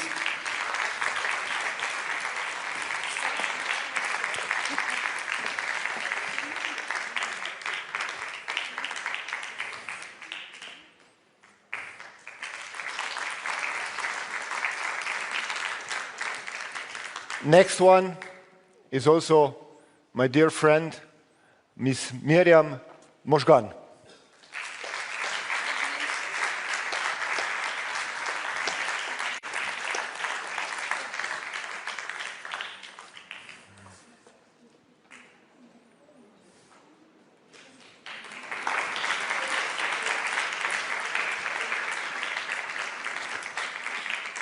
And last but not least, my predecessor, Ambassador Alan Brian Bergant.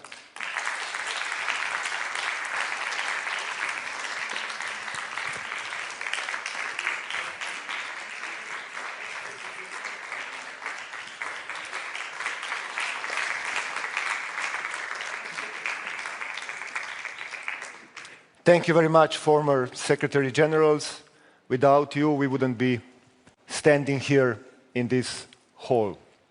And now a special recognition to somebody who actually was not just present at all the 20 Bled Strategic Forums, but was working in each of them, ensuring that the forums are being done in orderly and efficient manner. When I see her running around the festival hall every year, I know that the forum is going to be great. And until she is going to run around, I hope I will also be here, because without her, the things just wouldn't work out. Let us honor Alenka Žigon, member of the Protocol Department.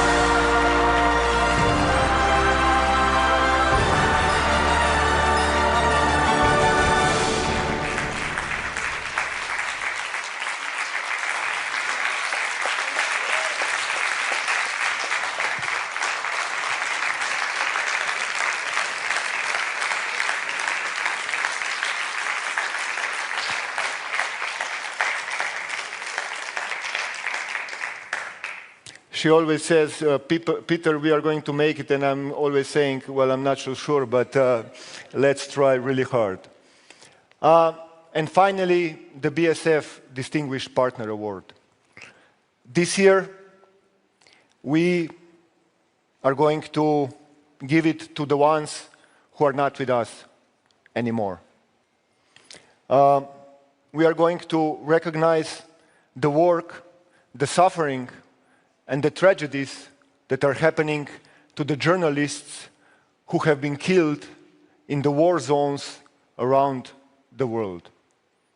Especially, we are looking now at the atrocities which are happening in Gaza, where I think since the beginning of the year, 62 journalists have been killed.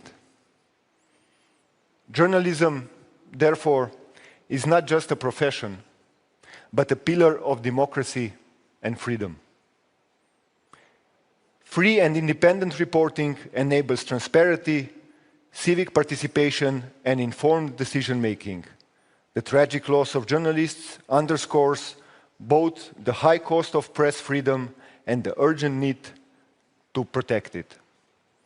The BSF Distinguished Partner Award is going to be accepted by Maja Sever, President of the European Federation of Journalists, who is going to give you a video address. Please.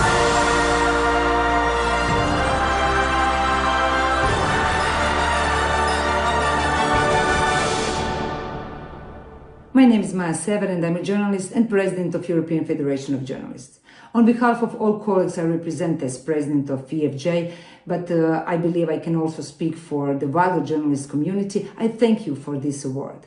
I see this as your recognition as an affirmation of journalism as a public good, as a defender of democracy and freedom. I accept this award with deep gratitude, but also with sorrow in my heart.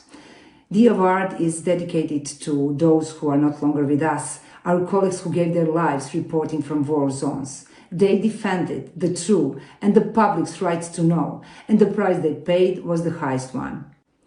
I can say from my personal perspective and experience that war reporting is the hardest part of our profession. Every war is terrible, but thanks to journalists, the world knows the truth about those horrors. These days, we can not only see the journalists are dying on the front line, but they have become target. In the past year, more than 120 journalists and media workers were killed on assignment. From Gaza, we saw entire new teams being killed. All of them were human beings, with families, plans, and dreams. Mariam, Mohammed, Heba, and many others reported until their last breath, with a camera and a pen in a hand, so that the world could see the reality of war. In Ukraine, we have lost too many colleagues. Our friends in Ukraine are exhausted by a war that does not end. That's why the EFJ, together with unions in Ukraine, opened 6 solidarity centers which provide daily assistance to colleagues on the front lines. We do not forget our colleagues from Belarus, those who forced to exile, or those unjustly imprisoned and who still continue to believe in the freedom of journalism. Their courage is equal to that of those on the battlefield. Sadly, the work of our colleagues in Serbia today also look like reporting from war zone. In that country, right on the border of the European Union, journalists go on assignment wearing helmets. In this war on the streets, journalists are the first to be attacked, and we must not turn our heads away. This award is recognition of all the brave people who are not afraid to risk their lives so that you can know the truth. We accept it in their name and we dedicate it to them. Thank you for not forgetting our colleagues. Thank you for standing with us in the fight to ensure that journalism, against all odds, survive.